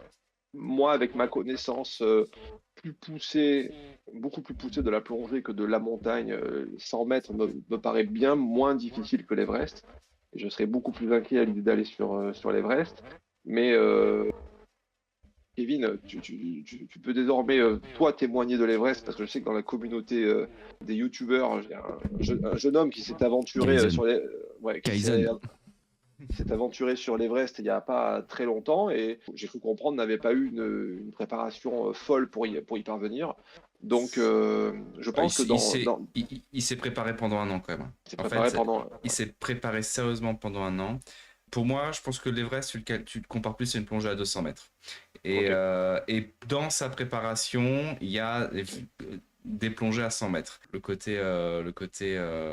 ce qu'il a fait. Et puis après, le K2, ce serait nos 300 mètres à nous, quoi. Mm. Mais, mais moi, pour rebondir sur ce documentaire-là, pour ceux qui ne savent pas de quoi on parle, c'est Inoxtag qui a fait donc le documentaire Kaizen, qui, de mon point de vue, est très prometteur en ce qui concerne la production de contenu sur Internet. Et j'espère réussir à produire, alors peut-être pas à son niveau-là, parce qu'ils sont quand même une équipe d'une bonne vingtaine de personnes, et puis c'est quand même un budget à plusieurs millions, mais j'espère qu'on arrivera à produire à raconter des histoires et des aventures qui nous amènent à nous surpasser, et tout l'idée de ce documentaire-là, si on devait le réduire à ça, c'était à partir d'un petit niveau, avec la volonté jusqu'où est-ce qu'on peut aller. Enfin, je crois que c'était Et son donc, narratif. Pardon. ouais. Pour répondre à la question de Seb, et je pense que Christian est l'homme le mieux placé pour répondre à cette question. Effectivement, les 100 mètres peuvent plutôt se comparer à l'ascension du Mont Blanc plutôt qu'à l'Everest. Mais on va pas sur le Mont Blanc en claquette. Eh ben, je ne sais pas ce que Euh, vous en pensez, mais on a passé un très bon moment tous ensemble. Je vous remercie à tous là pour les échanges, pour les questions, pour la bienveillance de vos questions, pour leur pertinence aussi. Ah, attends, on a une dernière question de Paul. Il a posé plusieurs fois, comme ça on prend la peine de lui répondre et puis on se dit merci à tous. Je vous invite à nous dire ce que vous avez pensé de ce live-là pendant qu'on répond à Paul, et je laisserai le mot de la fin ensuite à Nicolas. Alors Paul, pour répondre à ta question, en la matière, alors on a toutes les questions de stratégie, hein, il n'y a pas de dogme en la matière, mais désormais, ces dernières années, pour les palanquets et les plongeurs les plus organisés, souvent, ce qui se pratique dans le cadre de la plongée à 100 mètres en binôme, c'est la plongée avec de la mutualisation de gaz. La mutualisation permet pour une plongée à 100 mètres qui nécessite normalement 4 gaz différents, d'avoir pour chacun des plongeurs un bail-out fond, et ensuite pour chacun des plongeurs soit un nitrox et un gaz travel, donc un triox. L'oxygène pur est effectivement sur le bateau et donc peut être envoyé en cas de manque de gaz par la sécurité surface selon un code de communication bien précis. Ce sera une procédure que l'on pratique très très fréquemment pour être rodé en la matière. Et donc ça permet de faire une plongée à 100 mètres de profondeur avec un recycleur et simplement 2 bail-out dans des conditions de sécurité qui sont parfaitement acceptables du moment que la mutualisation, la communication la procédure est vraiment bien établie avec la sécurité surface. Donc oui, c'est possible. La question avait été évoquée un peu plus tôt, au même titre qu'il est possible d'envisager le recours au double recycleur, mais là c'est plutôt pour je pense, pour des performances plus individuelles plutôt que pour de la plongée en groupe. Petite question, bah, pour le coup un petit peu plus néophyte, mais c'est bien aussi de finir là-dessus. Merci. Et je fais aussi un clin d'œil à tous ceux qui ne sont pas plongeurs et qui ont suivi cette émission. Je pense que c'est un régal pour Nicolas de savoir qu'on arrive à susciter de la curiosité alors qu'on est quand même sur des discussions un petit peu techniques. Chuchu qui demande quelle est la profondeur max hors sous-marin. Alors peut-être même que tu pourrais faire un clin d'œil, la profondeur max dans l'eau, voire la profondeur max en caisson. Peut-être que tu pourrais finir là-dessus. Alors, il va y avoir forcément un lien avec la montagne. Alors, les plongées les plus profondes qui ont pu être réalisées, elles ont été faites dans la zone des 330 mètres par Pascal Bernabé et Ahmed Gabre, donc sont les derniers records connus, et donc ils se sont faits en circuit ouvert. Les plongées les plus profondes en recycleur, elles ont été réalisées dans la zone des 300-310 mètres de mémoire. Et donc, ce qui est déjà une profondeur plus qu'honorable. Après, en je crois que la plongée humaine la plus profonde en sous-marin, ben, elle a été faite dans la fosse des Mariannes par le réalisateur James Cameron, me semble-t-il. Non, Alors peut-être que non, non. non, non, il n'a pas battu le record. Ça reste quand même celui fait par Picard, je crois. Dans des profondeurs qui sont aux alentours des 9000 mètres, je crois. Ah non, 11 000, plus 11 que 000, 11 l'Everest. 000, 11 000. 11 000. Donc là, vraiment, on est dans le vertige absolu. Et après, la plongée la plus profonde qui a été réalisée par l'homme, elle a été faite en caisson par mon ami Théo Mavrostomos, qui a atteint la profondeur de 701 mètres à l'occasion de l'opération Hydradis de la COMEX. Le Théo que je salue, qui est désormais montagnard dans la vallée de l'Ubaye, à qui je souhaite beaucoup de bonheur dans sa retraite à la montagne. Est-ce que je pense qu'on lui a répondu? Bon, bah merci beaucoup Nicolas pour ce soir. Petit rappel, si vous voulez plonger avec Nicolas, si vous voulez découvrir la plongée technique, eh bien c'est chez Plongée Tech qu'on va vous orienter. À la Pointe Rouge, à Marseille. Vous faites de la plongée technique, on l'a compris, de la plongée profonde, mais aussi tous les niveaux. Donc à tous les débutants et tous les curieux, vous pouvez aussi aller apprendre la plongée chez Plongée Tech Marseille à Marseille du coup. Vous pourrez aussi voir le replay de ce live sur la chaîne YouTube de Nicolas. Donc je ne vais pas mettre la rediffusion sur ma chaîne YouTube. On va bien découper le live pour qu'il soit plus agréable pour vous regarder, notamment les petits moments où j'ai eu des petites coupes. Elles vont disparaître et vous pourrez voir le replay sur la chaîne de Nicolas, donc Plongée Tech Marseille.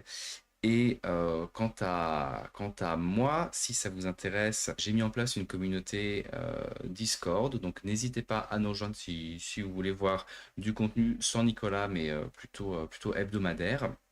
Et on va se retrouver le mois prochain pour une prochaine émission de Radiotech Marseille. On n'a pas encore défini le sujet, on vous en parlera peut-être. En tout cas, on se donne rendez-vous le mois prochain, en décembre, pour une autre émission. Et je te laisse le mot de la fin, Nicolas, et je te remercie pour cette très bonne soirée. Merci encore, Kevin, hein, pour ce moment. Donc, toi, tu m'as fait faire le grand saut et le grand bain dans des profondeurs numériques que je redoutais absolument. Donc, merci encore pour ce moment. Et merci à tous pour votre présence et votre bienveillance. Vous êtes au top. C'est un immense plaisir d'avoir lancé cette radiothèque. Vous avez été nombreux à nous féliciter sur le sujet. Je pense à Chem qui est venu nous rendre visite d'Algérie il y a quelques jours pour nous dire ce qu'il avait pensé de la chaîne. Je le remercie encore pour sa gentillesse et sa générosité. Et donc, merci à vous tous pour votre présence. On va tenter de continuer à vous donner du contenu aussi longtemps que nécessaire pour faire vivre cette communauté mensuelle à travers la Radiothèque Marseille. Merci à tous et je vous souhaite une bonne continuation et de bonnes plongées. Je lance une vidéo. On va rester quelques minutes à lire vos commentaires dans le live, dans le chat. Ça nous fera plaisir et merci à vous.